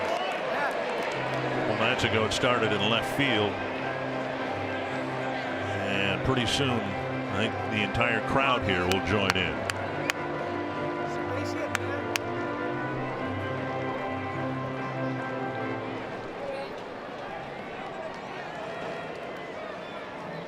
One strike to Rosario.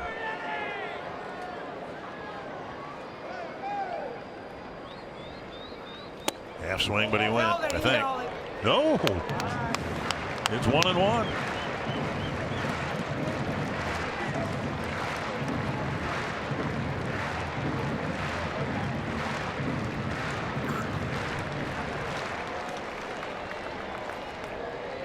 Dozier a couple of steals and 4 tries.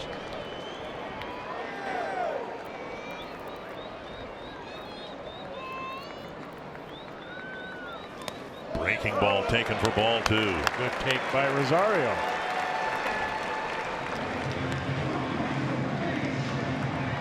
What you get from Allen, you get the good fastball, you get the hard breaking ball. Not much of a changeup. His breaking ball is pretty much his off-speed pitch. And it's something he'd feel quite comfortable throwing on 2-1.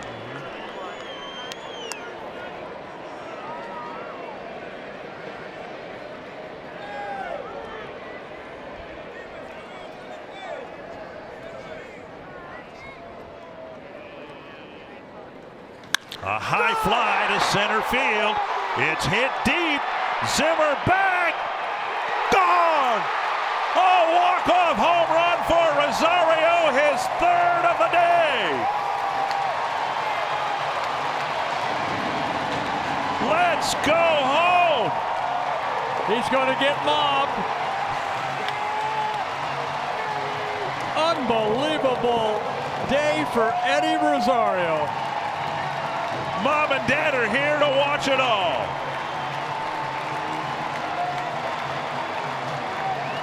He's fun to watch. In about a month, he'll be headed to Washington, D.C. for the All-Star game. Wow, high fastball. Nowhere near being a strike for the third time today. Saw the fastball in, fastball away, and the fastball up. What a finish for the Twins. Just over the wall. It may have hit on top of the wall. His father in the center of the screen. Great shot. Great shot. High fives and low fives.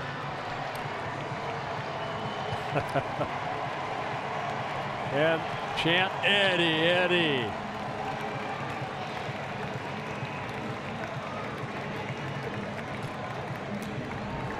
And now Marnie is with Eddie.